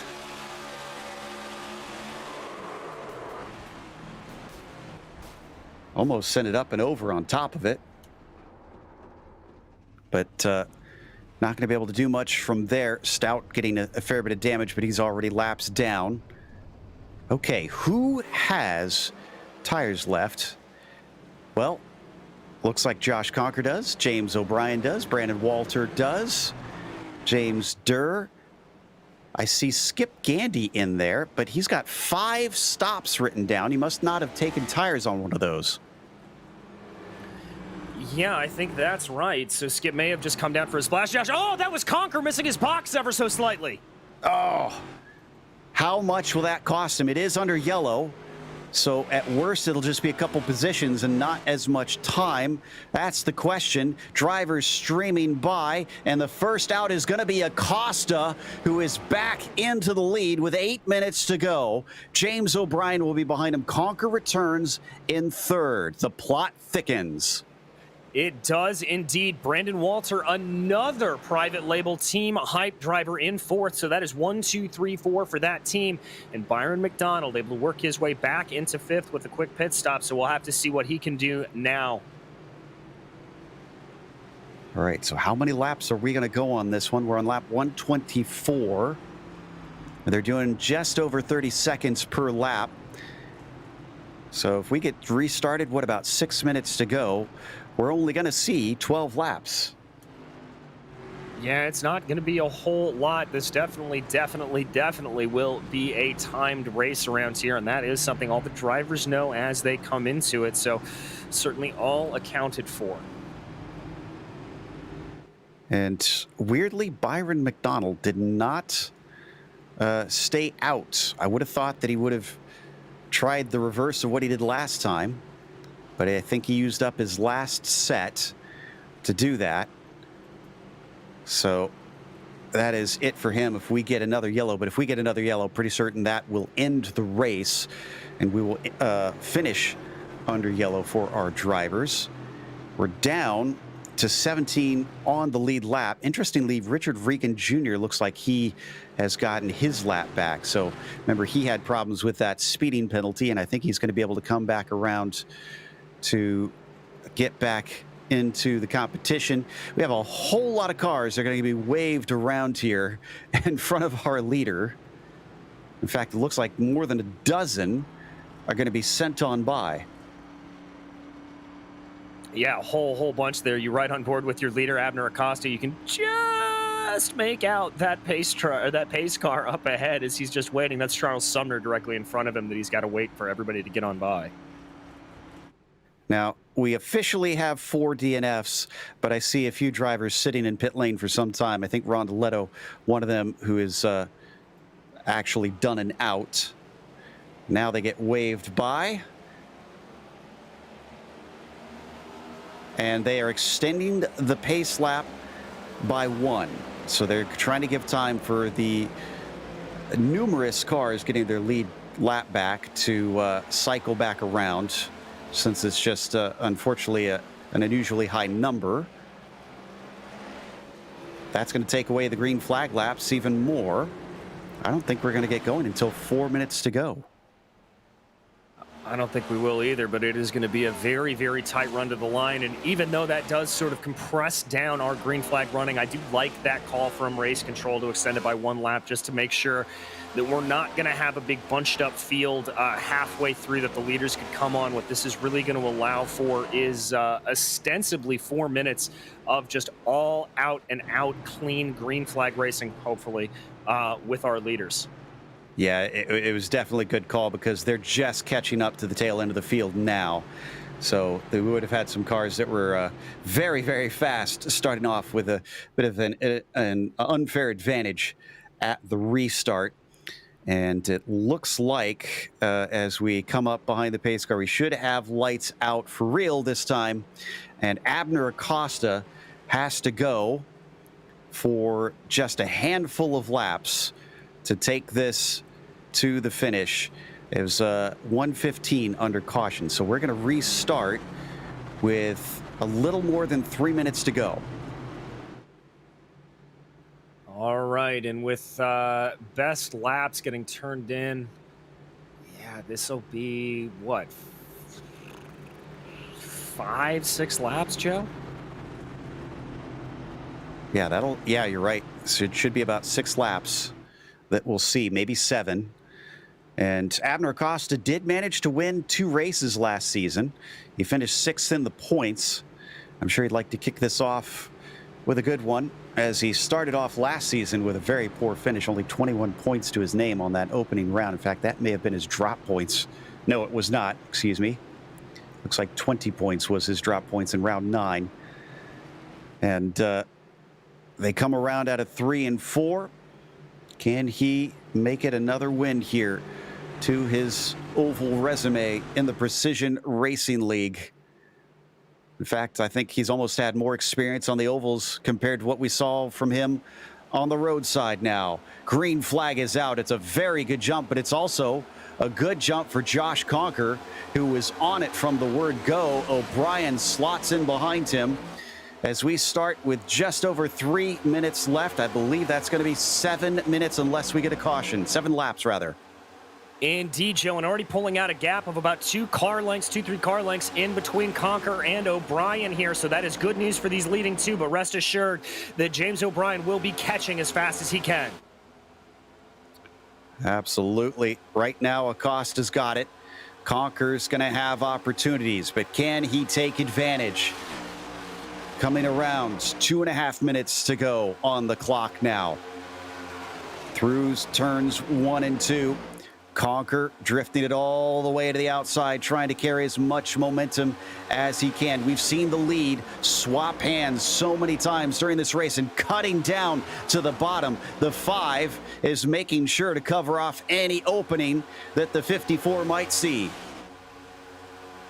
He is indeed. That's some good defensive driving from Abner Acosta, but what that's allowed to do now is, oh, there to the inside goes Conquer. Just sent it in to 1 and 2. He gets a nose ahead, but it doesn't look like that bottom line is working anymore as he starts to fall back. And it's the exits of the corner that he's going to want. A lot of blanking, unfortunately, from Abner Acosta. Going to make it all the harder to try and make this stick. And to his outside, now his teammate gets involved. He does indeed, and the momentum on the high side carrying James O'Brien around quite well. We tick down under 2 minutes to go here at Atlanta. Conquer trying to now close in on the number 9 of James O'Brien. Abner Acosta continues to lead. Down the back stretch, O'Brien's got a good run. Oh, and we got a wreck. That might end it. O'Brien is ahead. No caution, though. They were able to get onto the apron. Joe Skip Candy involved in that, and no yellow. We stay green as that is O'Brien making a move. But Acosta comes back at him around the outside. He cuts down low. That blinking is getting severely obnoxious for both of the hype drivers. We are going to be, is it going to be 1 to go or 2 to go at the line? This is going to be very close as O'Brien starts to drop back from Josh Conquer. They come around turns 3 and 4. It's 45 seconds on the clock.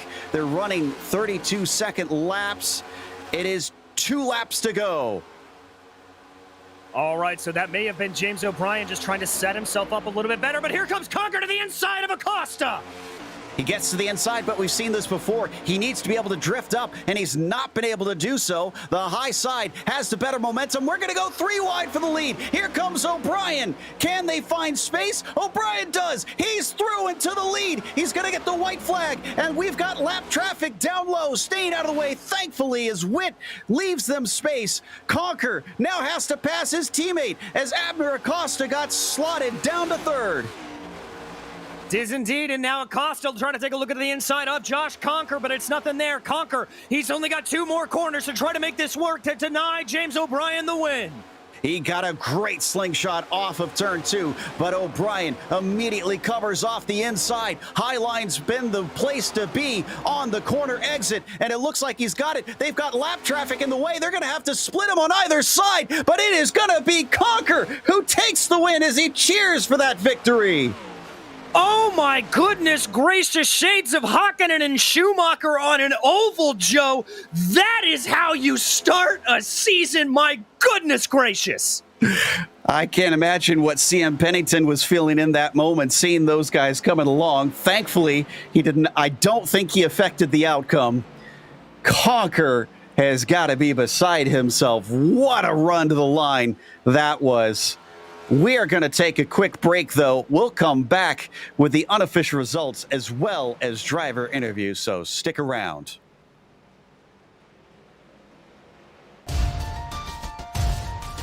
Yeah, that seems to me that might...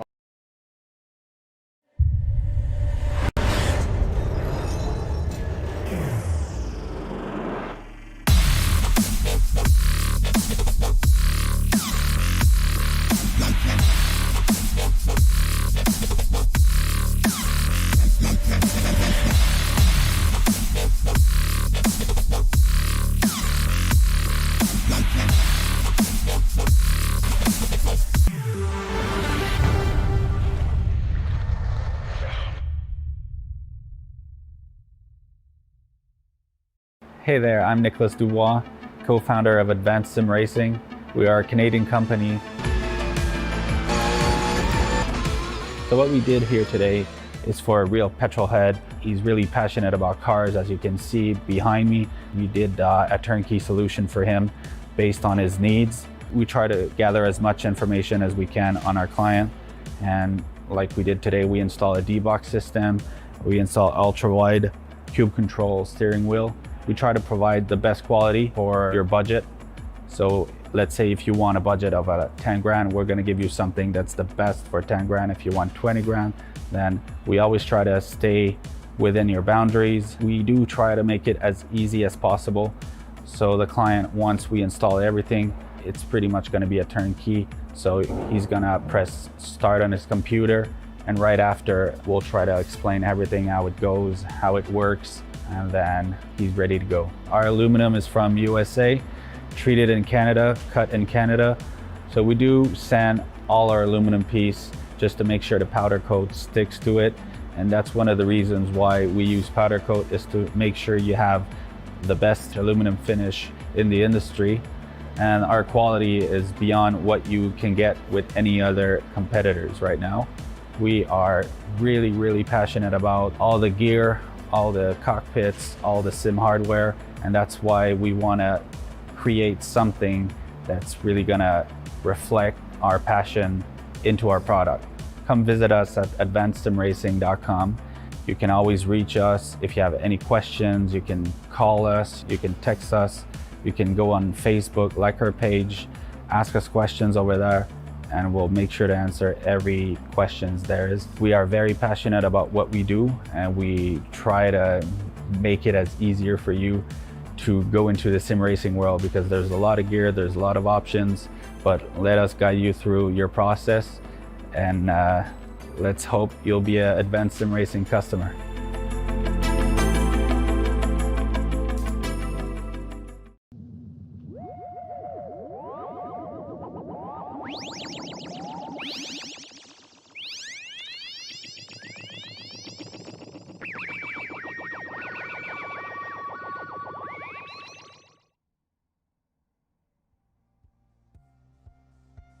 Welcome back to Atlanta Motor Speedway, the opening round of the PRL NASCAR Cup Series.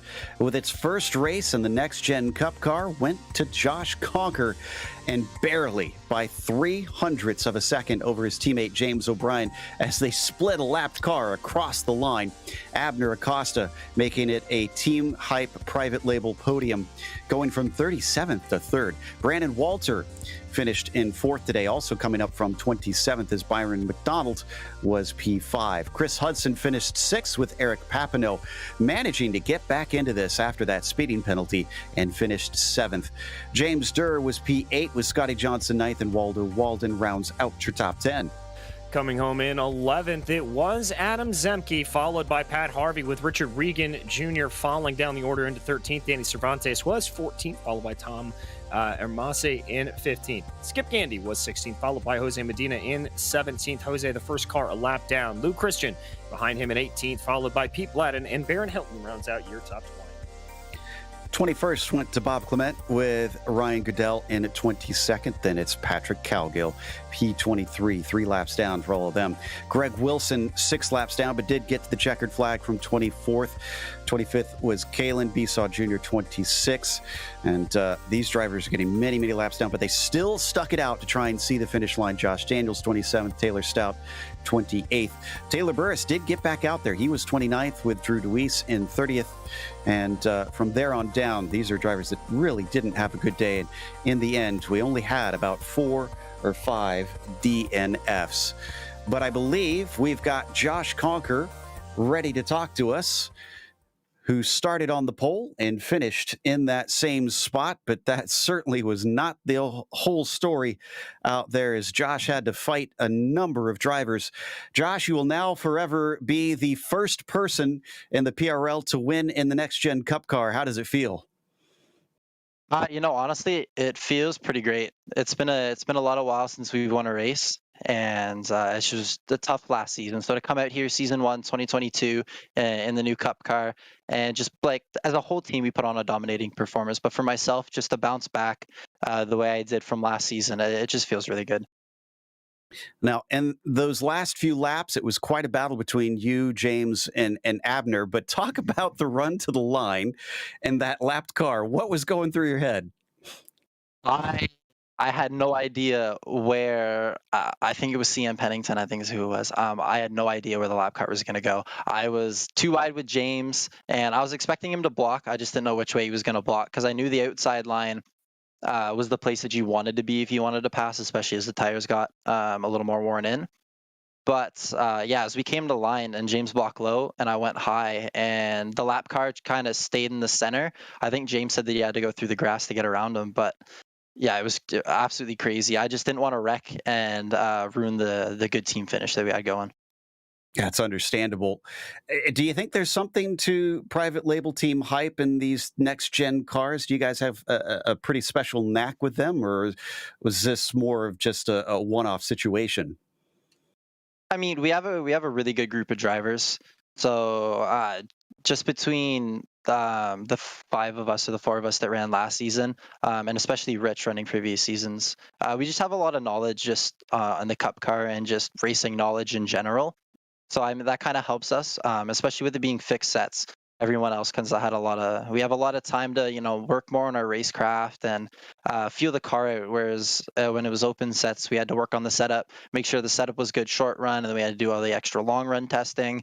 And then you never actually got to test like how the car races properly because you're worried about all these other things. And everyone's always super busy with their schedules. Everyone's got full-time jobs. I'm in school. So with the fixed setup, I think it's just easier for us a couple of us kind of race, we get feedback. And then we just went out there in the practice session before the race and ran the six of us together and just saw what the car did. And I feel like it was very beneficial.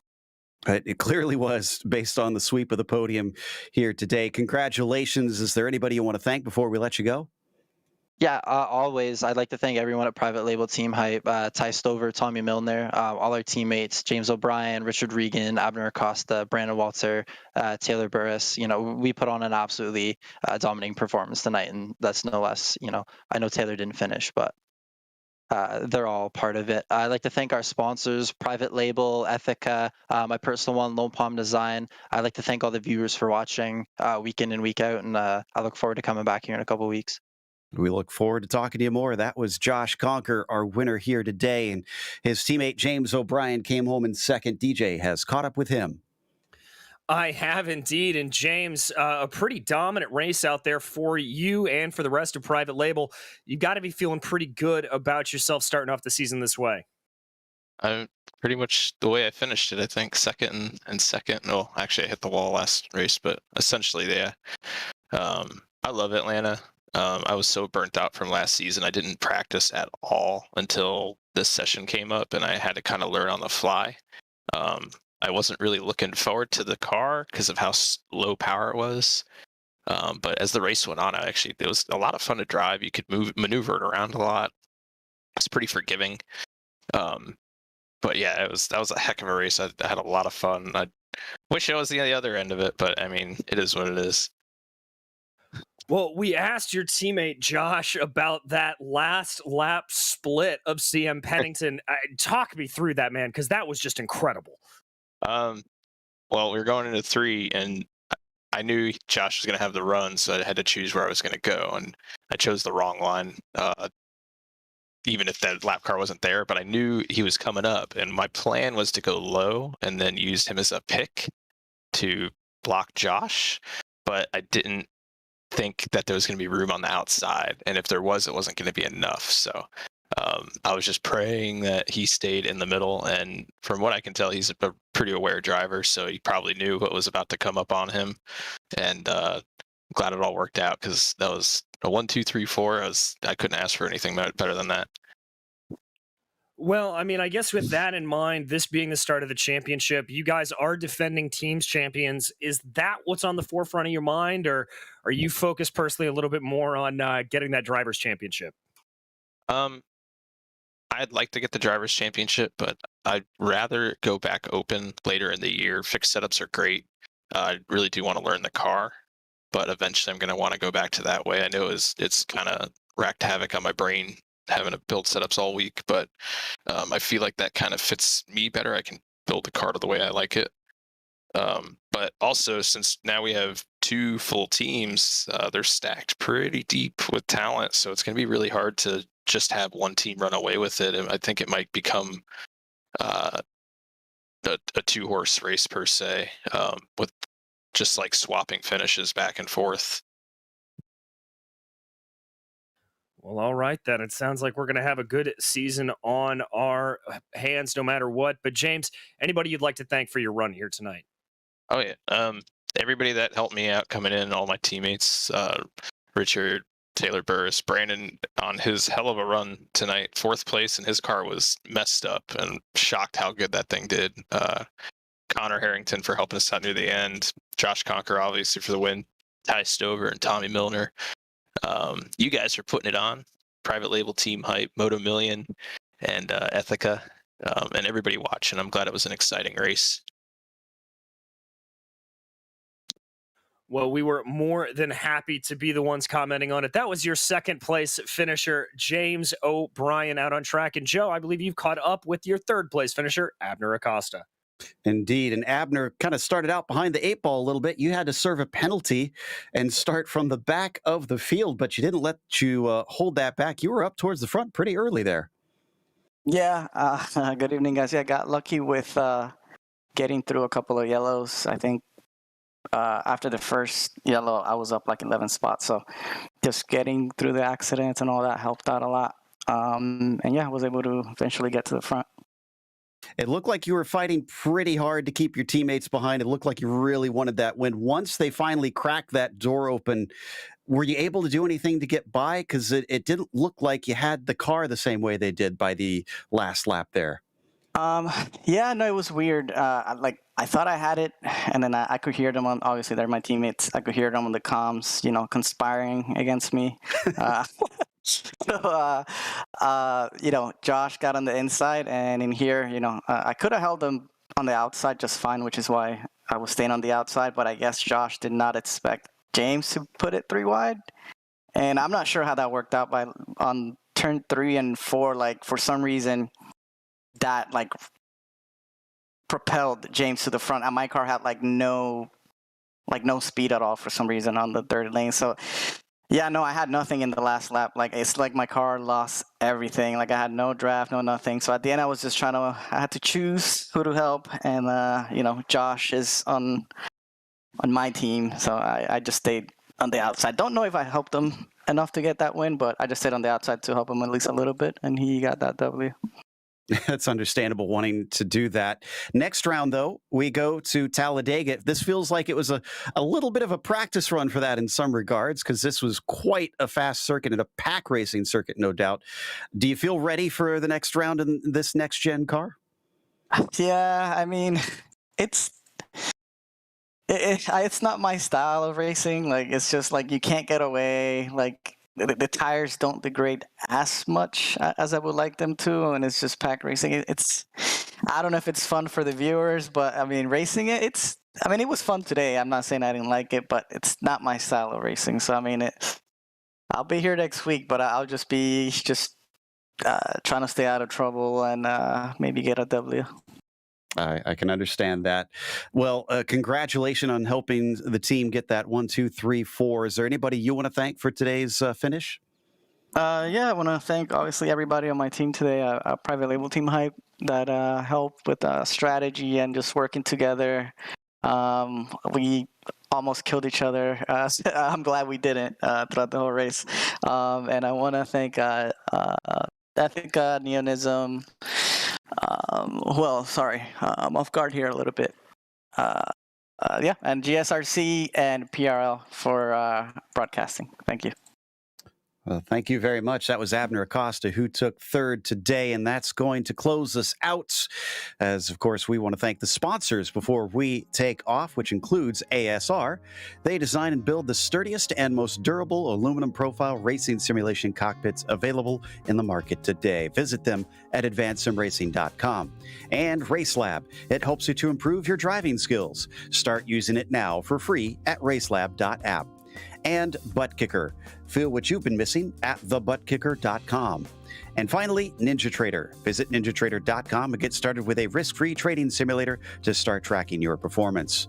Thanks goes out to the companies that provide the software and hardware for our broadcast listed here on your screen. And additional thanks go to June Lalonde, who provides our wonderful music. Check out our Bandcamp for more great work. Thanks to the team today, DJ Zach and Dougie. You can find more info about GSRC at globalsimracingchannel.com or through our social media.